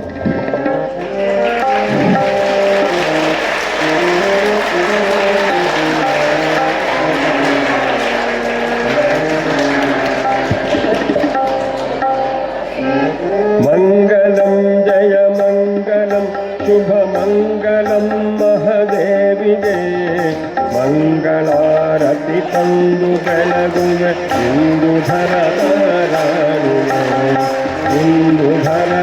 ನಾರಾಯಣೆ ಆದಿಮಾಯಗೆ ಮೋದದಿಂದಲಿ ಆದಿಪೂಜ್ಯನ ಮಾತೆಗೆ ಭೇದವಿಲ್ಲದೆ ಭಕ್ತ ವೃಂದವ ಆಧರಿಸಿ ಪೊರೆ ಬಗಲಿಗೆ ಭೇದವಿಲ್ಲದೆ ಭಕ್ತ ವೃಂದವ ಆಧರಿಸಿ ಪೊರೆ ಬಗಲಿಗೆ ಮಂಗಲಂ ಜಯ ಮಂಗಲಂ ಶುಭ ಮಂಗಲಂ ಮಹದೇವಿಗೆ ಮಂಗಳಾರತಿ ತಂದು ಬೆಳಗುವೆ ಇಂದುಧರ ನಾರಾಯಣೆ ಇಂದುಧರ ನಾರಾಯಣೆ ಇಂದುಧರ ನಾರಾಯಣೆ ಕಾಯೇನ ವಾಚಾ ಮನಸೇಂದ್ರಿಯರ್ವಾ ಬುದ್ಧ್ಯಾತ್ಮನಾ ವಾ ಪ್ರಕೃತೇನ ವಾ ಕರೋಮಿ ಯದ್ಯತ್ ಸಕಲಂ ಪರಸ್ಮೈ ನಾರಾಯಣಾಯ ಸಮರ್ಪಯಾಮಿ ನಾರಾಯಣಾಯ ಸಮರ್ಪಯಾಮಿ